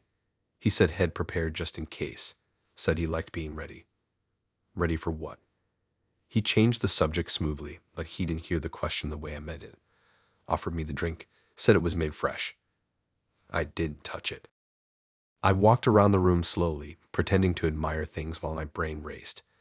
The place was too clean but not staged, like someone actually lived there, but also like everything had been reset recently. No clutter, no personal photos, nothing that showed who he really was. Except one thing. On a shelf near the hallway, I saw a notebook.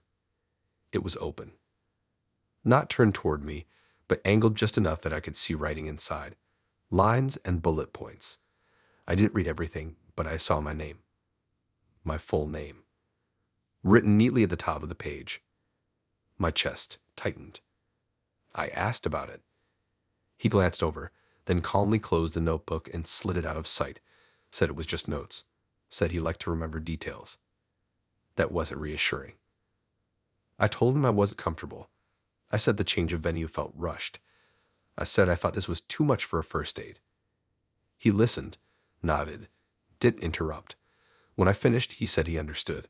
Said he just wanted the night to feel special. Special was the word I would have chosen. I told him I wanted to leave. He didn't block the door, didn't argue. He just looked at me with this expression that felt almost disappointed, but not angry. More like something hadn't gone according to plan. As I headed toward the door, he said something that made my skin crawl. He said he'd hoped this virgin would stay longer. I froze. I asked what he meant by virgin. He realized then the head said too much. I could see it on his face. Just a flicker of hesitation before it smoothed out again. He said sometimes people react differently than expected. I didn't wait for more. I grabbed my shoes, opened the door, and stepped back outside. The night air felt colder now, heavier, like Ed stepped out of a bubble.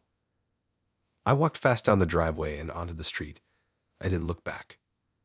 I didn't stop until I reached the main road. I pulled out my phone with shaking hands and ordered a ride even though the market was only a few blocks away. When I got home, I locked my door and sat on the floor for a long time, trying to slow my breathing. My head felt full and empty at the same time. Later that night, curiosity got the better of me. I checked his profile again. It was gone. No account, no messages, nothing. The next morning, I found a message request from an unknown number. It was a photo. The inside of the house. Candles lit. The drink still on the table. Untouched. The message under it said he'd saved it for next time. I blocked the number. Another one appeared an hour later. Same photo. Same message. I changed my number after that. Sometimes, though, I still think about how ready the house was, how warm, how personal, like I had been expected. And I wonder how many times those candles have been lit before.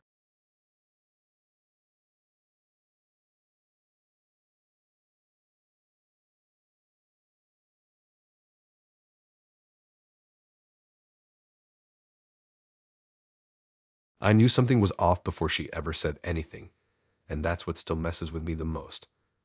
Not the words themselves, but the build-up. That slow crawl of unease that starts as a fight you brush away and ends as a full-body warning you can't ignore. The kind of feeling that shows up early and waits patiently while you convince yourself you're being dramatic. We met at a late-night bookstore cafe, one of those places that pretends to close but never really does.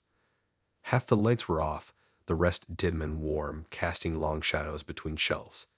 It smelled like old paper and burnt espresso. I liked it immediately because it felt safe in a quiet way. People around, but not crowded. Tucked away, but not isolated.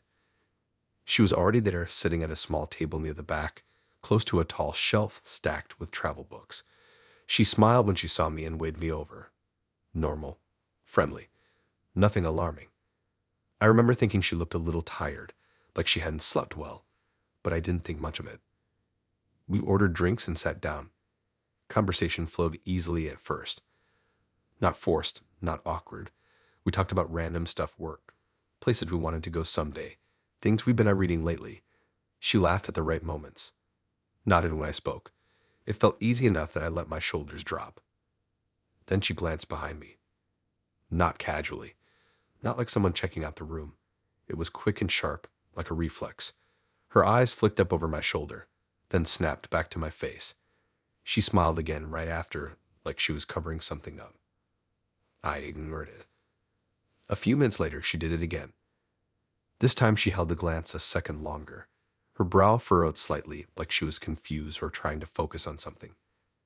I turned halfway in my seat, expecting to see someone standing too close or doing something weird. There was nothing there. Just shelves, a lamp. A couple people quietly reading at a table across the room. When I turned back, she was watching my reaction closely. Not the shelves, not the people, me. I asked if everything was okay. She said yes, a little too fast. We went back to talking, but the rhythm was off now, like a song that skips slightly every few seconds. I kept noticing the pauses, the way she seemed distracted, the way her eyes kept drifting to the same spot behind me. Each time she looked, my chest tightened a bit more. I started feeling exposed, like my back was open to something I couldn't see. Finally, I asked what she was looking at. She hesitated. That hesitation was heavy, like she was deciding whether or not to let me in on something. Her fingers tapped lightly on the table. Once, twice. Then she leaned forward slightly. She asked if I could see the man who was supposed to be watching over me. My stomach dropped so hard it felt like my body lagged behind my brain. I laughed, because that's what I do when something makes no sense, and I needed to. I turned again, slower this time, scanning the space behind me more carefully. Still nothing. When I faced her again, she looked genuinely confused.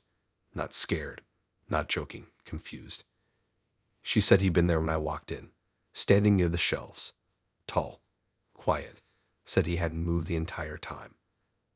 I felt cold all of a sudden, like someone opened a door in my chest. I asked what she meant by watching over me. She said some people aren't meant to be alone, said some people have attachments they don't know about, said she thought I knew. My heart started racing. I could hear it in my ears, louder than the low hum of the cafe. I told her I didn't see anyone. She frowned and glanced behind me again. This time her face tightened, like something had changed. She said he wasn't where he was supposed to be. That sentence made my skin crawl. I shifted in my seat, suddenly very aware of my surroundings. The shelves felt closer, the shadows deeper. I noticed a reflection in the dark window behind her, but it only showed us. She asked if I'd ever noticed things going missing and then showing up again. If it ever felt like someone was nearby when I was alone. If it ever talked to someone out loud without realizing it. Each question hit too close. I didn't answer right away. My throat felt tight. I thought about nights in my lid where I swore I heard movement, about how I sometimes felt watched when I was half asleep. Things I'd brushed off as imagination or stress. She nodded slowly, like my silence was enough. She said that made sense. I stood up. My legs felt shaky, but I didn't want to stay seated any longer. Sitting felt like being pinned in place. I told her I needed some air. She stood too, quick but not panicked. She said I shouldn't move too fast, said sometimes that made it harder for him to keep up. That was when I really got scared. I backed away from the table, bumping lightly into a chair. The sound echoed too loudly in the quiet room. A couple people glanced up, then went back to their books. I asked her to explain what she was talking about. She said she didn't usually bring it up on first dates, said it complicated things, said she'd hoped I already knew. I turned fully around, scanning the room again. Every corner, every shadow. My eyes lingered on the spaces between shelves, where light didn't quite reach. Nothing moved. When I turned back, she looked relieved. Said maybe he'd stepped away. Said that happened sometimes when people became aware. I grabbed my bag. I told her I was leaving. She didn't stop me. She didn't follow. She just watched me with this expression that felt like concern mixed with disappointment, like I'd missed something important. As I walked toward the door, she said something that stuck in my head. She said I should talk to him later, said he wouldn't like being ignored for long. I didn't respond. I pushed through the door and stepped outside into the cool night air. The street felt too open, too exposed. I walked fast, checking my reflection in car windows, half expecting to see someone behind me that I couldn't see directly. No one followed. I didn't stop walking until I reached my car. I got in, locked the doors, and sat there shaking. My hands felt numb. My breath came in short bursts. I drove home with the radio on loud, just to fill the silence. When I got to my lib, I checked every room, every corner, every closet. Nothing was out of place. Nothing missing. Everything normal. I told myself it was just a weird date. People say strange things sometimes. Maybe she was messing with me. Maybe she believed something I didn't. I went to bed with the lights on. Sometime in the middle of the night, I woke up feeling watched. Not a sound, not a movement, just that heavy awareness, like my body knew something my eyes couldn't confirm. I stared at the doorway for a long time, heart pounding, waiting for something to happen. Nothing did. The next morning, I found a message from her. She said she was sorry things ended abruptly, said she should have warned me sooner, said not everyone reacts well the first time they hear about him. I blocked her. Later that day, I noticed something strange. On my phone, in my contacts, there was a name I didn't recognize. No number attached, just a name. I don't remember adding it. I deleted it. It came back the next morning. Same name. No number. I haven't gone back to that cafe. Sometimes when I'm sitting with my back to a wall, I still get that urge to check behind me. Sometimes I catch myself listening for footsteps that aren't there. And sometimes when the room is quiet enough, I feel like someone is standing exactly where she kept looking.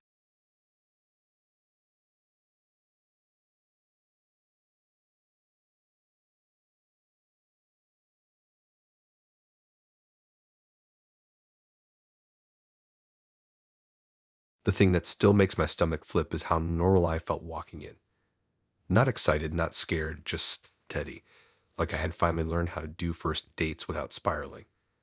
I remember checking my reflection in the dark window of the restaurant before going inside and thinking I looked calm.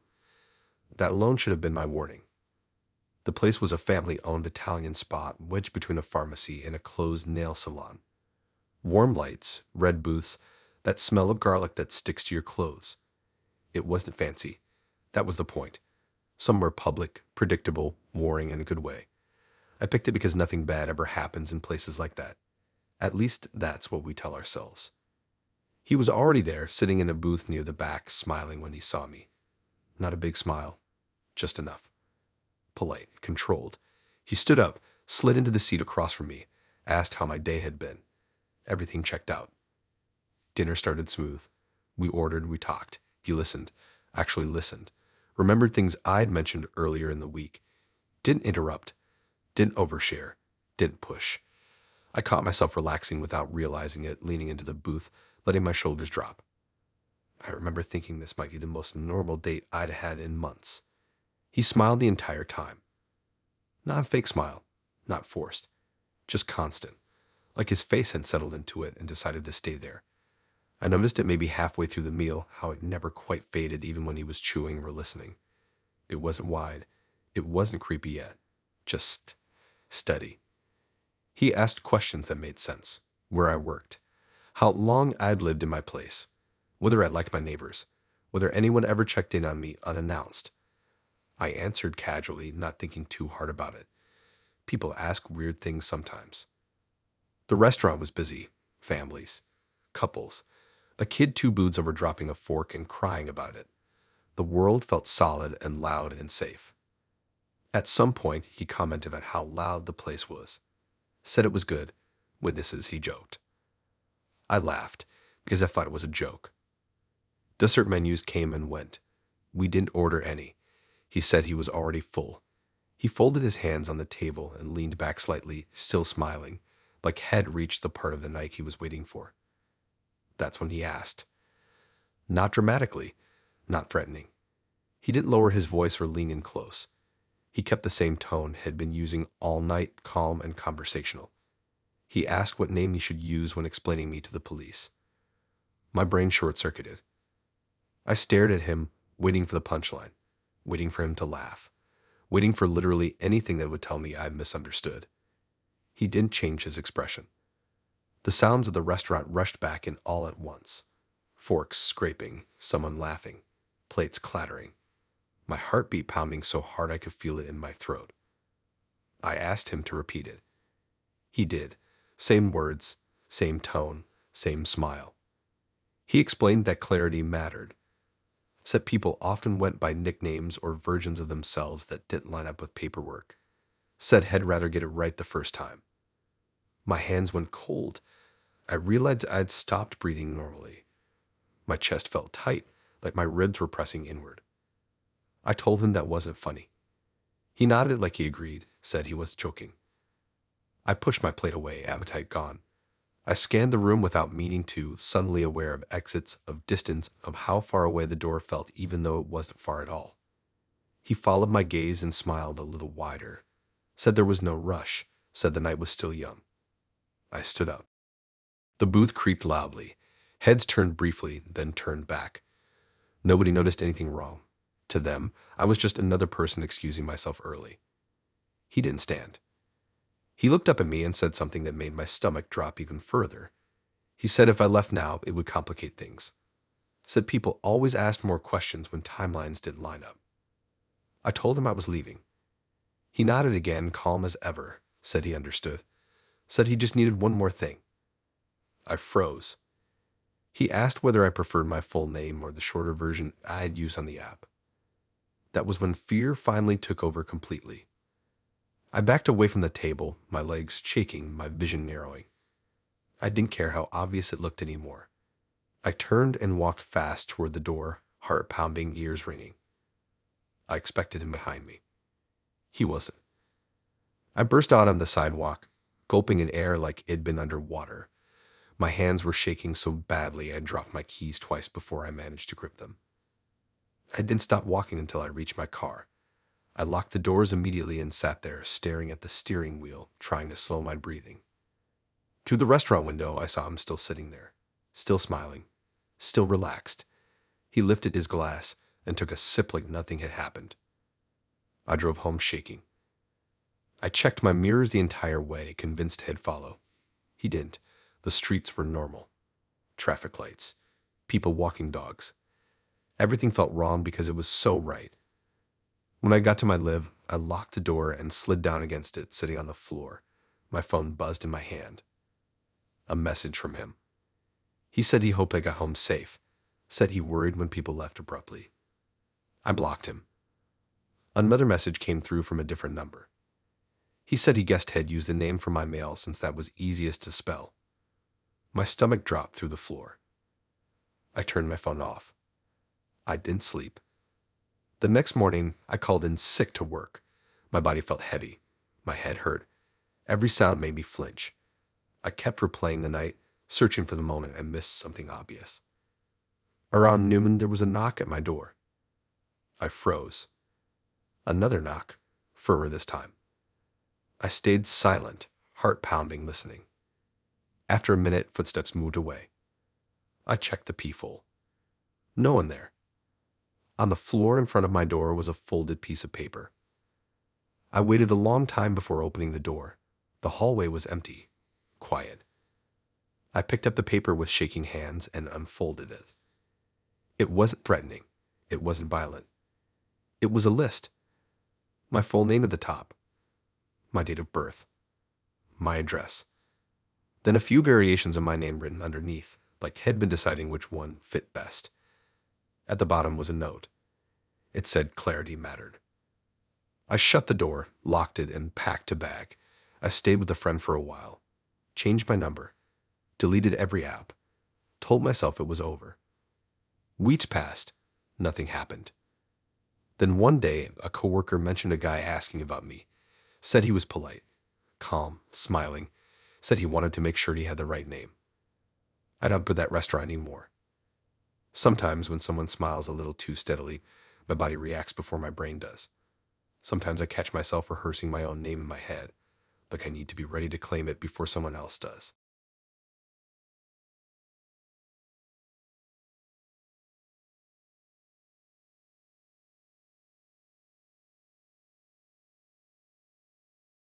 The night started with that soft calm that tricks you into thinking you finally caught a break.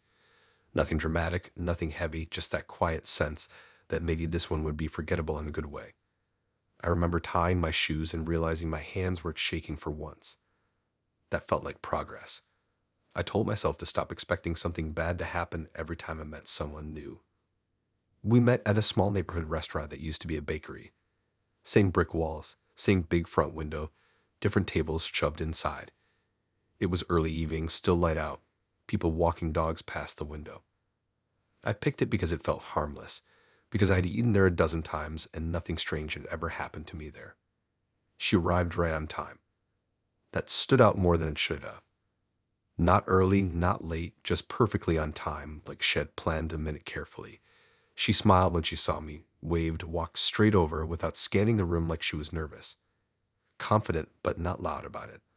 I liked that at first. We ordered food, sat down, talked about easy stuff. Work, hobbies, dumb stories from school. She laughed easily, but not in a messy way. Everything about her felt organized. Even the way she held her fork, the way she folded her napkin. Neat. About 10 minutes in, she mentioned she hated surprises. She said it casually, like it was just a personality quirk.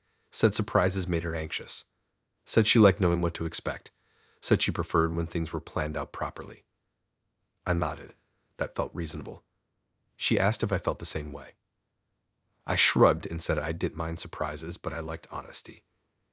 She smiled at that like I'd given the right answer. The food came. Everything tasted normal. The room was warm. The noise level steady. From the outside, nothing about the date looked strange. We probably looked like any other couple halfway through a meal. Then she mentioned my mom. Not in a vague way, not like asking about family. She mentioned her by name. My stomach tightened. I asked how she knew my mom's name. She didn't look confused by the question. She didn't apologize. She just calmly explained that she had met my parents earlier that week. The words didn't register all at once. My brain tried to reject them before they settled in.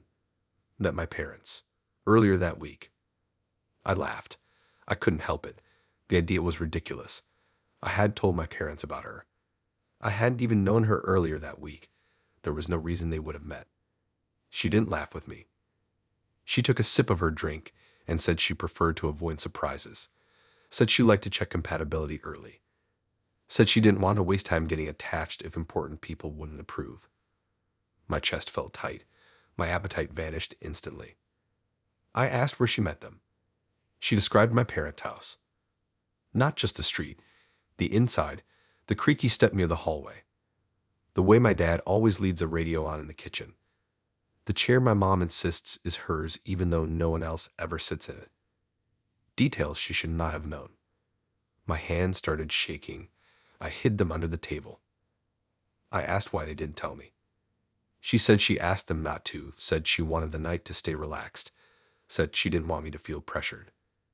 That made it worse. I asked when this happened. She said Tuesday afternoon, said my mom made coffee, said my dad asked too many questions at first, but warmed up once she explained things. Explained what? She said us. The restaurant noise faded into the background. All I could hear was my heartbeat. I felt dizzy, like the room was tilting slightly. I told her this wasn't funny, that if this was a joke, it was messed up. She shook her head slowly, said she didn't joke about things like that, said surprises made her uncomfortable. She reached into her bag then. My muscles tensed immediately. She pulled out her phone and scrolled for a second, then turned the screen toward me. There was a photo. My parents' living room. My mom sitting on the couch, my dad standing near the doorway. Both of them smiling, but in that stiff, polite way they do when they're talking to someone they don't know well. And there she was, standing between them. My vision blurred. I felt heat rush to my face. She said they seemed nice, said they cared about me a lot, said that was good. I asked why she thought this was okay.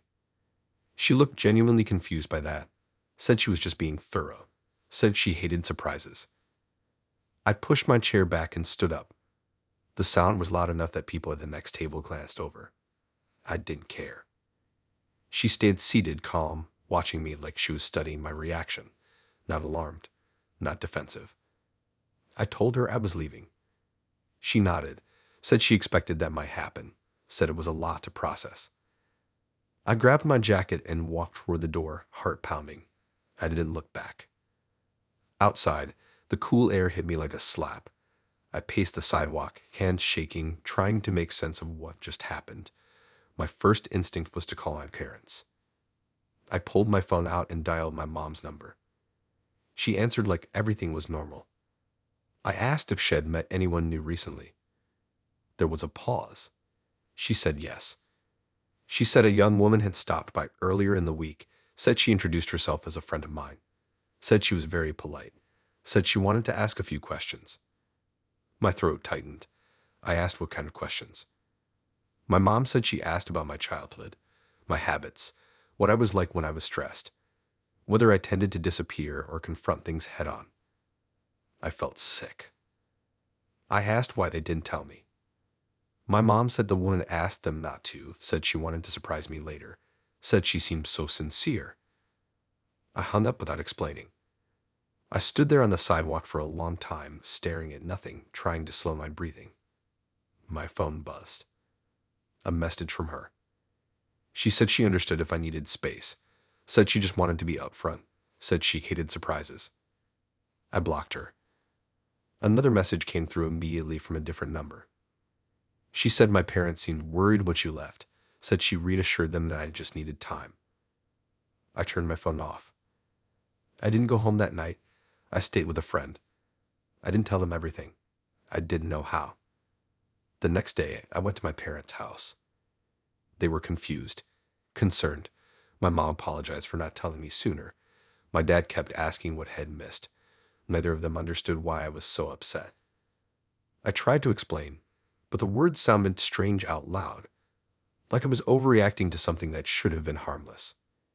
Except it wasn't. Before I left, my mom mentioned one more thing. She said the woman asked for my childhood nickname. The one only my family uses. The one I never put online. I drove home shaking. That evening, I found an envelope taped to my door. Inside was a handwritten note. It said she was sorry the night ended abruptly, said she hoped it'd understand someday, said it was better to avoid surprises early. At the bottom, she wrote my childhood nickname. I tore the note up and threw it away. I haven't heard from her since, but my parents still mention her sometimes, say she seemed nice, say she asked thoughtful questions, say they hope I meet someone like that again. I'd not correct them. Sometimes when my phone rings and it's a number I don't recognize, my chest tightens. Sometimes I wonder how many people know me before I meet them. Sometimes I think about how carefully she planned that week. And I wonder what else she checked off her list before ever sitting down across from me.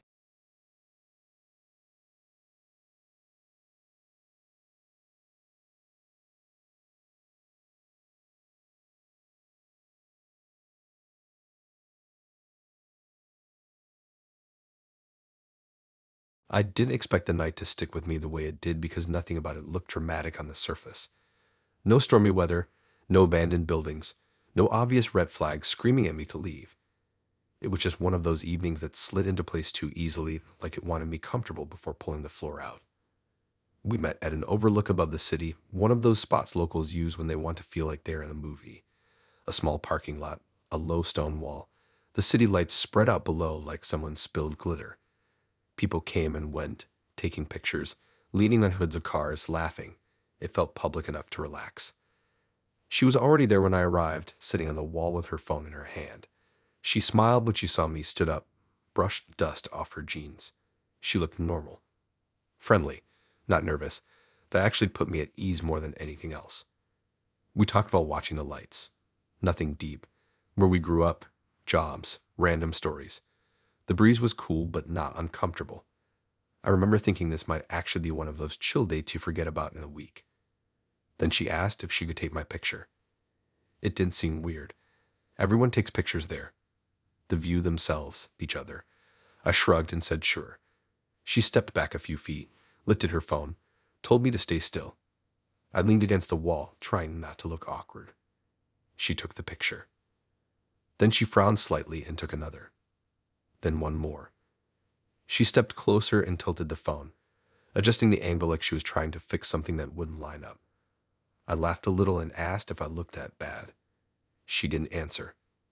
She stared at the screen longer than expected, thumb hovering like she was deciding something important. Then she swiped.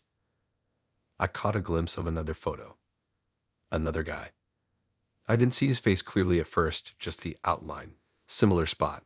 Same overlook. Same stone wall. Same angle. It was unmistakable once my brain caught up.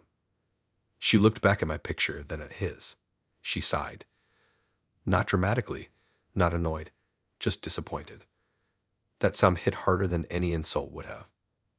I asked what that was about. She hesitated, then said she was comparing, said she liked to keep records, said visuals helped. Helped with what? She showed me the screen then, like it was the big deal. The other guy looked a lot like me. Not identical, but close enough that it made my stomach twist. Same general build, similar hair, similar posture leaning against the wall. Even the lighting was nearly identical, like Shed staged it. She said he was almost right. Almost. She zoomed in on his face, then mine, pointed out differences, things I would never notice about myself. Angles, expressions, said mine felt flatter, said something was missing. I didn't know what to say. My mouth felt dry. People nearby laughed loudly, oblivious. A car door slammed. The city kept glowing below us. I asked who he was. She said someone Shed met before. Before me. She said it casually, like talking about a movie she'd already seen. Said she thought it'd be closer. Said sometimes photos tell you things people don't. My chest tightened. I asked why she was comparing me to someone else on a first date. She shrugged, said it saved time. Said she hated getting attached to the wrong version. Said she was trying to be efficient. Efficient at what? She didn't answer that directly. Instead, she scrolled further. There were more photos. Different men, same spot, same angle, same wall, some taken at night, some at dusk. All slightly different, but clearly part of the same set. I felt sick. She said she came there often. Said it was good lighting. Said consistency mattered when you were evaluating. That word again. Evaluating. I backed away from the wall slightly. Suddenly, I didn't want to be framed by it anymore. I felt exposed, like I was standing in a lineup I didn't agree to. I asked why she was doing this. She sighed again, said she was tired of surprises, said she wanted to get it right this time, said the last one almost worked but fell apart later. I noticed then that the photo of the other guy had a small mark in the corner, a date stamp. It was recent. I asked where he was now. She paused, just a beat too long. She said things didn't progress. That wasn't reassuring. I told her I wasn't comfortable with any of this, that comparing me to other guys like that was messed up. She looked genuinely confused by my reaction, said she thought I'd appreciate the honesty, said she didn't want to waste my time if I was the right fit. Fit for what? I didn't wait for the answer. I grabbed my jacket and told her I was leaving. She didn't stop me. She just looked down at her phone again, swiping between images like she was already moving on. She said something about needing better alignment next time. That sentence stuck with me. I walked back to my car fast, heart pounding. The parking lot felt darker now. The stone wall looked different from this side, less scenic, more like a barrier. I got in and locked the doors immediately. As I pulled out, I glanced back once.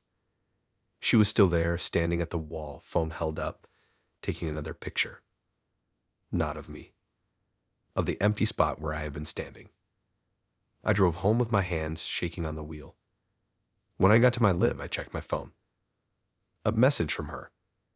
She said she was sorry if the comparison felt harsh. Said she just needed accuracy, said she hoped it'd understand. I blocked her. Another message came through from a different account. She sent one of the photos. The other guy. Zoomed in on his face.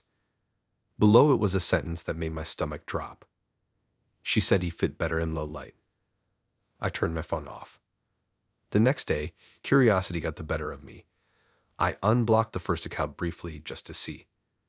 Her profile picture had changed. It was the overlook. Empty. The bio said searching. I blocked her again and deleted everything. I haven't come back to that spot since. Sometimes when someone lifts their phone to take my picture, even casually, my body tenses before my brain catches up. Sometimes I think about how many versions of people she lined up against that wall, how many sighs she let out, how many didn't quite measure up. And sometimes I wonder what happens when she finally finds the one that does.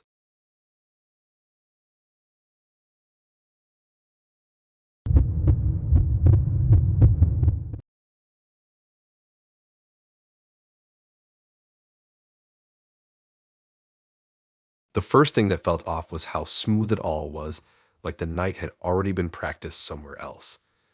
Not in a charming way either. More like when someone hits their marks a little too clean, like they know exactly when to smile and when to pause. I noticed it early, but I ignored it because noticing things early has always helped me before. We met at a late-night bowling alley that doubled as an arcade. Flashing lights, sticky floors, music that never quite matched the vibe. I picked it because it felt impossible to take seriously. You can't overthink life when you're surrounded by claw machines and the sound of pins crashing. It felt safe in a dumb way. He was already there, leaning against a lane with his sleeves rolled up just enough to look casual. He smiled when he saw me, waved, said my name like head practice saying it out loud. I told myself that was normal. People rehearse names. We rented shoes, grabbed a lane, started playing. Everything he did felt slightly delayed, like there was a half second between my reaction and his response. Not enough to be obvious, just enough to feel strange if you paid attention. He laughed when I laughed, nodded when I talked, leaned in when I did. It felt like looking into a mirror that was trying too hard to be me. Halfway through the first game, he asked me to rate the date so far. Not jokingly, not flirty, just straight up asked. I paused, confused.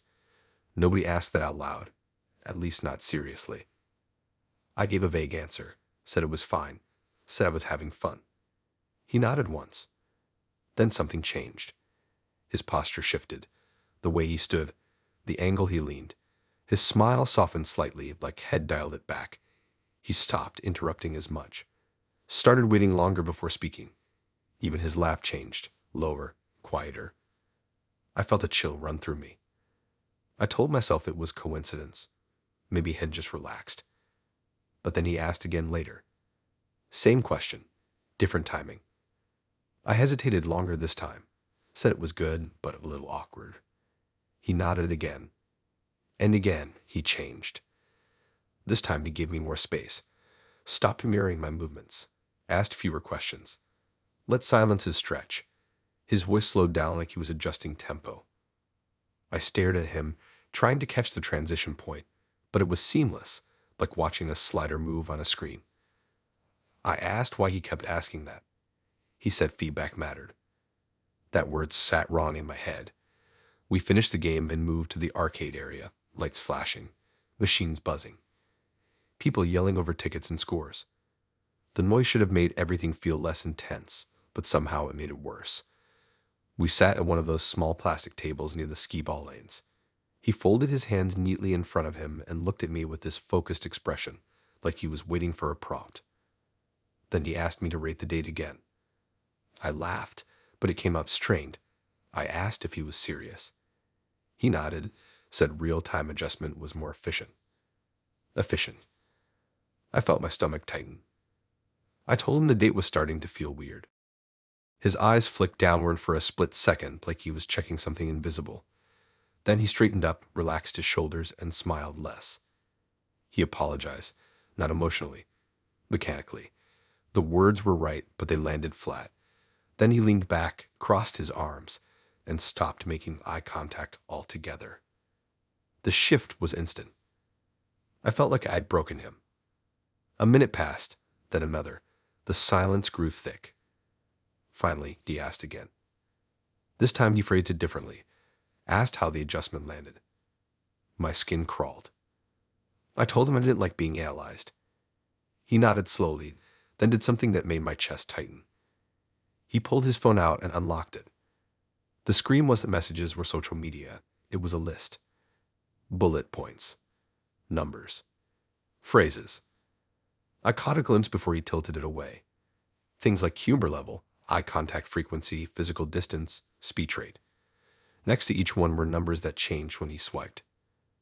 I asked what that was. He said it helped him stay aligned. Aligned with what? He didn't answer directly, just asked me to rate again. I stood up. The chair scraped loudly across the floor. A couple kids nearby glanced over, then went back to their game. Nobody else cared. I told him I was leaving. He stayed seated, looked up at me calmly, then said he needed one more data point before ending the session. Session. That word echoed in my head. I grabbed my bag and stepped back. He stood then, but not aggressively, just enough to close the distance slightly. He said walking away without closure would skew the results, said he preferred clean endings. I told him to stop. He froze. Like completely froze. Not just still, blank. For a second, I thought he might actually shut down. His face went neutral. His hands dropped to his sides. His eyes lost focus like they weren't looking at anything anymore. Then he blinked. And when he looked back at me, he was different again. Concerned. Softer, apologetic in a way that almost felt real. He asked me to rate that response. I felt dizzy. I turned and walked away fast. My heart was pounding. I didn't look back.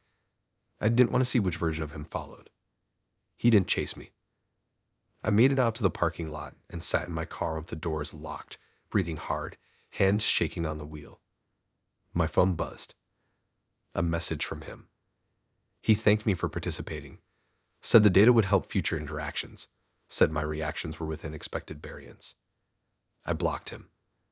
Another message came through from a different number. It said adjustment complete. I drove home shaking. When I got to my live, I locked the door and sat on the couch in the dark, trying to slow my breathing. My head felt full of static. Every interaction from the night replayed in my head, but now it all looked different. Like I could see the seams. The next day, curiosity got the better of me. I unblocked one number just to see. His profile picture had changed. It wasn't his face anymore. It was a chart. Lines. Dots. A curve trending upward. The bio said iteration successful. I blocked him again and deleted everything. I hadn't been back to that bowling alley. Sometimes when someone asks how I'm doing and waits just a little too intently for my answer, my stomach tightens. Sometimes I feel like my reactions are being scored somewhere I can't see. And sometimes I think about how quickly he adapted, how easily he became whatever I seemed to want, even when I didn't know what that was.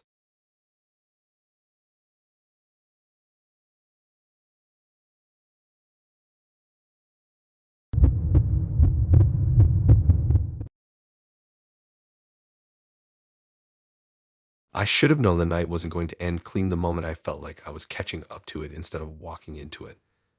Like the date had started 5 minutes earlier without me, and I was late to my own life. Nothing obvious was wrong. That was the problem. It felt too smooth, like a surface you don't realize is ice until your feet go out from under you. We met at a small late-night diner just off the highway, one of those places truckers stop at and locals forget exists. Fluorescent lights, cracked vinyl booths, a bell on the counter that no one ever rings. I picked it because it felt neutral, nothing romantic, nothing intense, just coffee and greasy food and noise, somewhere you can leave without it being a thing. She was already there, sitting in a booth near the window, hands wrapped around a mug like she needed the warmth. She smiled when she saw me and waved. Her smile looked real, not practiced, not stiff. That disarmed me more than anything else. I slid into the booth across from her and we ordered food. Pancakes for her, eggs for me, coffee refills without asking. The kind of place that assumes you'll need them. Conversation started light, boring in a good way. Jobs, random complaints. Things we liked but didn't care enough about to defend. She laughed easily, didn't interrupt, didn't dominate the space. I remember thinking this might be the first time in a while I didn't feel like I was performing. About 20 minutes in, she said something that felt like a joke at first. She said she could always tell when someone was lying. I smiled and shrugged. People say that all the time. Body language, tone, Whatever, I didn't feel threatened by it. She didn't smile back. She said it was the skill she practiced, said it was something Shed always had, said it made dating complicated. I asked how. She said people lie earlier than they realize, said most lies aren't intentional, said they're more like placeholders until the truth catches up. That phrasing stuck with me. I took a sip of coffee and let go. Didn't want to dig into something heavy. First dates don't need that. But then she leaned forward slightly, lowering her voice just enough to feel private even though the diner was nearly empty. She said I'd already told 3 lies. My stomach tightened. I laughed because that still felt like the safest response. Asked which ones. She didn't answer immediately. She looked at me for a long second, eyes moving across my face like she was reading something invisible. Then she listed them. The first one was about my childhood. Something Ed mentioned casually earlier. Not even a big story. Just a throwaway comment about where I grew up. She said it was accurate. Said I moved later than I thought. Said the memory had been edited. My chest tightened. I didn't remember lying. I barely remembered saying it at all.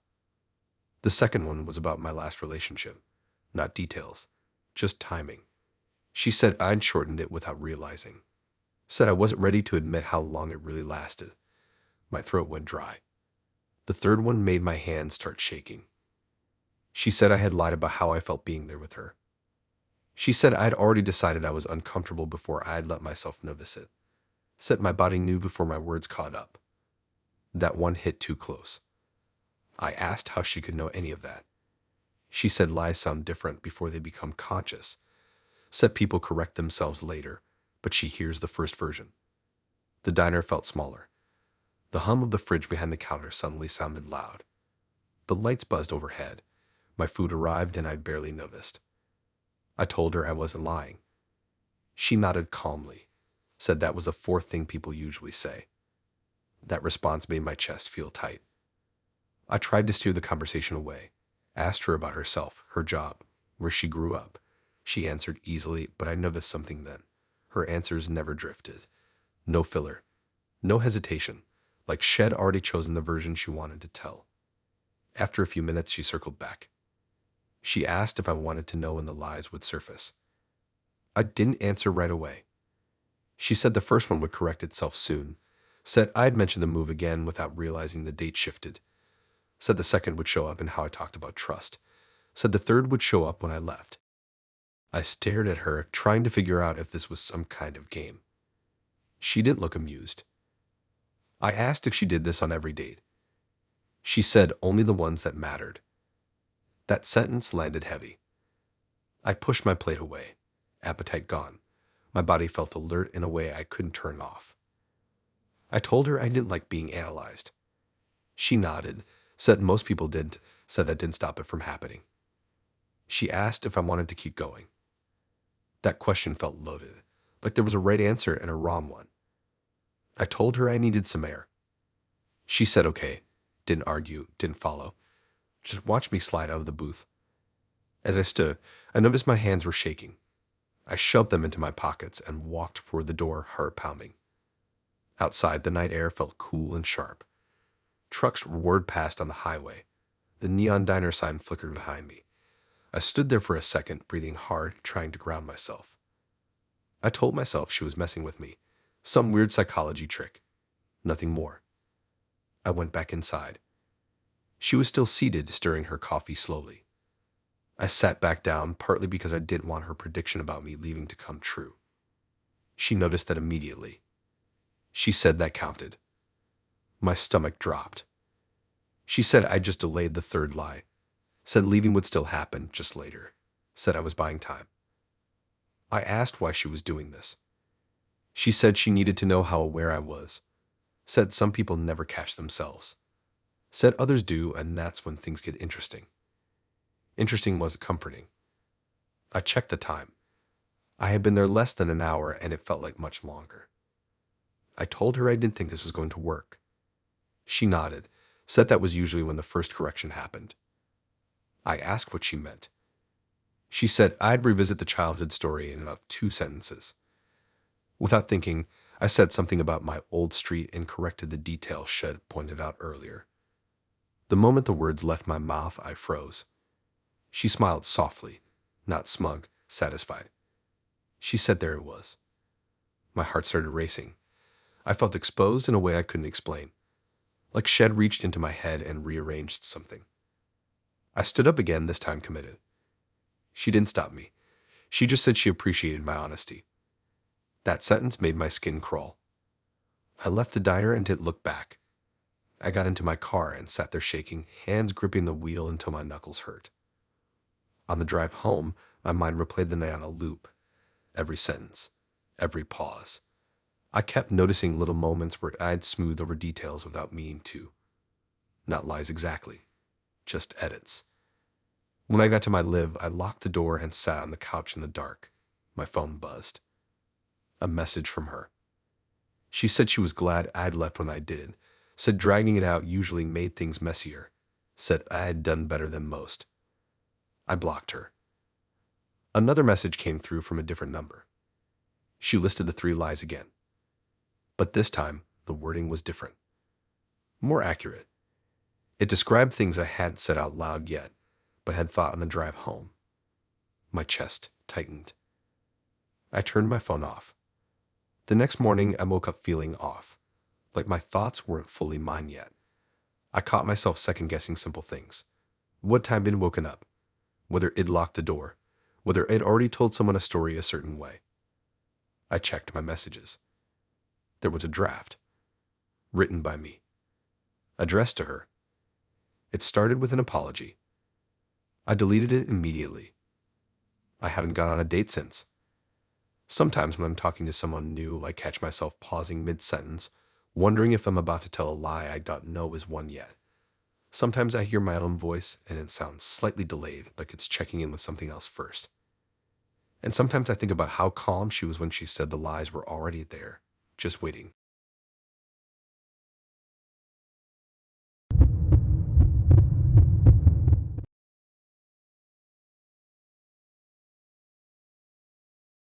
I didn't feel scared during the date, which is what made the ending hit so hard. Fear is easy to spot. It has sharp edges. This night didn't. It felt smooth and slow, like sinking into warm water and not noticing how deep you are until your feet can't touch anymore. If anything, I felt calm, and that should have been the warning.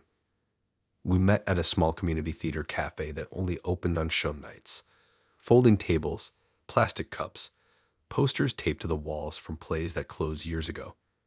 It was the kind of place people used because it was cheap and familiar, not because it impressed anyone. I like that. First dates are easier when there's nothing fancy to hide behind. He arrived early and was already seated when I walked in, hands folded, posture relaxed. He smiled when he saw me, stood up, waiting for me to sit first. Polite in a way that felt practiced but not stiff. I told myself some people are just like that. The date itself was fine. More than fine, actually. Conversation flowed without effort. No awkward gaps. No scrambling for topics. He asked about my work, my routines, the random stuff I do when I'm bored. He listened in a way that made me forget to filter myself. I caught myself talking more than usual, sharing little habits I don't normally mention, like how I always double-check the stove or how I hate sleeping in complete silence. He remembered everything. Not in a creepy way at first.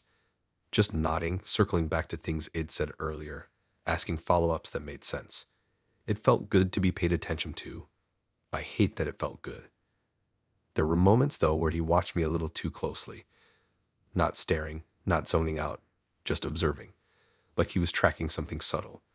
I noticed it once or twice and brushed it off. People watch each other on dates. That's normal. We stayed for most of the show. Not the whole thing, but enough to feel like we'd shared something. When we left, the street outside was quiet, lit by yellow lamps that made everything look softer than it really was. I felt relaxed, grounded. I even thought maybe I'd see him again. We walked toward our cars together, talking about nothing important. The night air was cool, steady. My shoulders felt loose. I didn't feel rushed to get away, which is rare for me. When we reached the spot where our paths split, I slowed down. That familiar end-of-date moment where you decide how to say goodbye without making it weird. He stopped too, turning to face me. He asked if it had a good time. I said yes. He smiled like he expected that answer. We stood there for a second longer than necessary. I could hear a car pass in the distance, someone laughing somewhere down the block. Normal sounds that grounded me in the moment. Then he stepped closer and hugged me. It wasn't sudden, it wasn't aggressive. Just a normal hug, the kind you expect at the end of a decent date. His arms went around me, light but steady. I hugged back automatically. And then he leaned in slightly and said something quietly, close enough that I felt the words more than heard them. He told me that next time, I should not fight it so hard. No joking tone, no warmth, just calm certainty. My body reacted before my brain did. My muscles tensed. My breath caught.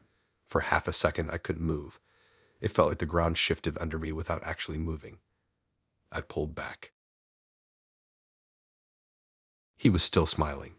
Same expression he'd worn most of the night. Relaxed. Satisfied. I asked what he meant. He tilted his head slightly like he was considering how much to explain. Then he said it didn't matter right now. Said I'd done better than most. Said rest mattered after resistance. That word made my chest tighten. I took a step back, heart starting to pound. The calm I had felt all night evaporated at once, replaced by this sharp awareness of myself, of him, of the empty street around us. I said I had to go. He nodded, didn't reach for me again, didn't try to stop me. He just watched as I walked to my car, like had already seen this part play out. I got in, locked the doors, and sat there for a second, hands gripping the steering wheel. My heart was racing now, breath shallow. I replayed the hug in my head, the words, the way he'd said them like they were obvious. I drove home fast. The whole way, I kept checking my mirrors, half expecting to see his car behind me. I didn't. The streets were empty, quiet, nothing out of place. When I got to my live, I locked the door and leaned against it, trying to calm down. I told myself I was overreacting, that people say weird things sometimes, that maybe had meant it jokingly and it just landed wrong. But the words didn't feel like a joke. They felt like a continuation. I didn't sleep much that night. Every time I closed my eyes, I felt that moment again. The pressure of the hug, the certainty in his voice, the way my body froze before my thoughts caught up. The next morning, I woke up with a headache and the heavy feeling behind my eyes like I had been grinding my teeth all night. I checked my phone. A message from him. He said he hoped I'd slept well. Said recovery was important. Said pushing back too hard could be exhausting. I blocked him immediately. Another message came through from a different number. He said I was improving. My hands started shaking. I turned my phone off and sat on the edge of my bed, staring at the wall. My thoughts felt slippery, like they didn't want to line up properly. I kept thinking about the night, about whether it felt any urge to stay longer, any pull I couldn't explain. And that scared me more than the message.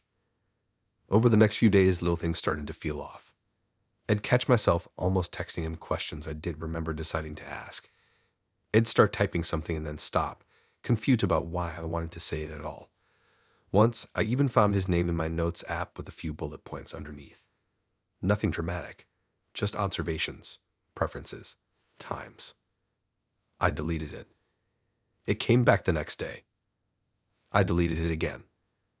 This time, it stayed gone. A week later, I ran into someone from the theater cafe. They mentioned him casually, said he seemed nice. Said he'd been there again recently, sitting in the same seat, watching the same show. They said he asked about me. Asked how I handled things. I didn't ask what that meant. I didn't want to know. I changed my routines after that, took different routes home, stopped going to places I'd mentioned liking. I didn't tell anyone exactly why. It's hard to explain a feeling like that without sounding unhinged. Sometimes when someone hugs me now, even a friend, my body stiffens before I can stop it. Sometimes I catch myself holding my breath, waiting for words that don't come. And sometimes, late at night, when I'm trying to sleep, I think about how he said next time. Not if. Next time.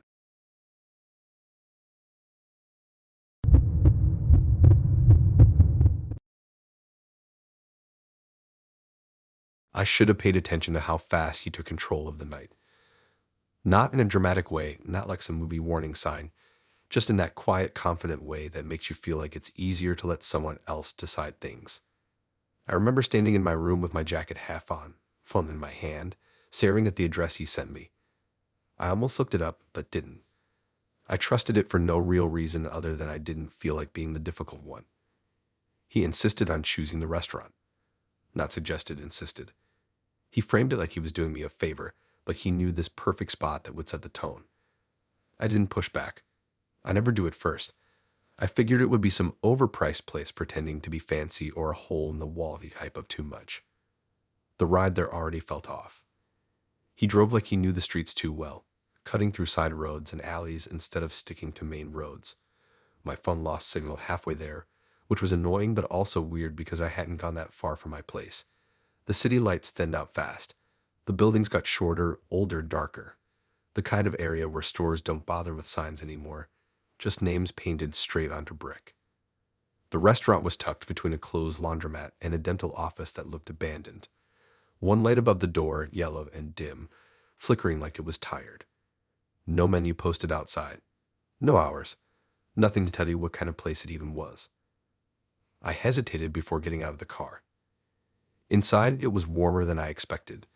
Not cozy warm, more like someone turned the heat up too high and forgot about it. The air smelled like old wood, grease, and something sweet underneath that made my head feel fuzzy. The lighting was low, but not romantic, just low enough to hide details. What hit me first was how quiet it was. Not silent, but muted, like the walls were swallowing sound. There were people inside, scattered at tables, but no one was talking loudly. Forks clinked, chairs scraped, but everything felt controlled. Then it happened. As soon as we stepped in, multiple staff members looked up at the same time. Not glanced. Looked. One of them smiled wide and nodded straight at me. Another one did that little half wave people do when they recognize you but aren't close to you. Then they greeted me by name. My actual name. I froze just inside the door. I didn't respond because my brain was trying to catch up. I'd never been there before. I was sure of it. I don't forget places like that, especially not ones that feel like they're hiding. He kept walking like nothing happened, like this was expected. I followed because I didn't know what else to do. As we passed the counter, I noticed a chalkboard on the wall. It wasn't a menu. It was a list. Rows of names written in messy white chalk, some crossed out, some circled. I spotted my name halfway down. Same spelling. No mistake. I slowed down. He didn't. We sat at a table near the back. No one asked for our order. No menus were handed out. Instead, a glass of water was already there for me, condensation dripping down the sides like it had been sitting there waiting. I touched the glass. It was cold. Too cold. My stomach twisted.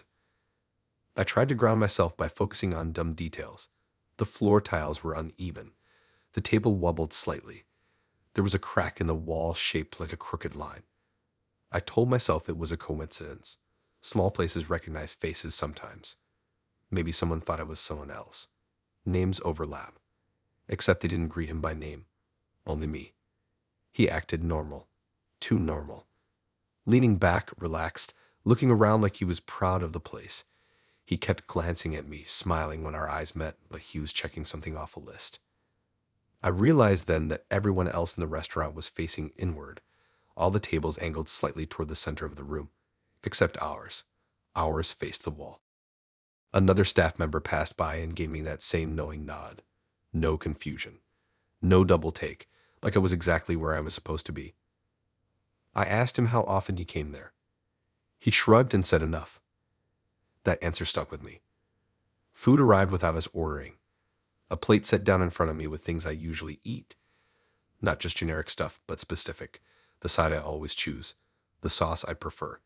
Even the way the food was arranged reminded me of how I plate things at home when I'm bored. I didn't touch it. I noticed something else then. The other tables had the same setup. One plate per table, always on the side closest to the wall, always untouched. I looked closer at the people sitting there. They weren't eating. They were just sitting, hands folded, eyes unfocused, like they were waiting for something to happen to them, not for them. My chest felt tight. My skin prickled. I excused myself to go to the bathroom. The hallway leading to it was narrow, lined with framed photos. Old photos, black and white, faded around the edges. People posing in the same restaurant, same tables, same angles. Different decades judging by the clothes. I scanned the faces without meaning to. Then I saw myself. Not exactly me, but close enough that my breath caught. Same hair length, same nose, same mole near the jawline. The photo looked old, older than me. She was sitting at the same table, facing the same wall with the same blank expression. My name was written on the frame. My hands went numb. The bathroom mirror was cracked, splitting my reflection into uneven pieces. I splashed water on my face, trying to calm down. I told myself I was overreacting, that this was some themed place, some weird gimmick, some joke taken too far. But when I came back out, the table was empty. His seat was gone, not pushed in. Gone, like it had never been there. The plate of food was still in front of me. Every head in the restaurant turned toward me at once. No one moved, no one spoke. They just watched. I walked fast. I didn't run. I didn't want to give them that. I made it to the door, hands shaking as I grabbed the handle. It wouldn't open. Behind me, I felt movement. Chairs scraping. Footsteps, slow and measured. Then the door opened on its own. I didn't look back. Outside, the street was darker than before. My phone still had no signal. His car was gone. My ride was gone. Like he had never driven me there at all. I walked. I don't know how long my legs burned. My head felt light. Eventually, I found a main road. A gas station. Light. Noise. Normal. I went home and didn't sleep. The next day, my phone buzzed with a notification from a place I didn't follow. The restaurant's page showed up on my feed. A new post. An old photo. Me at the table.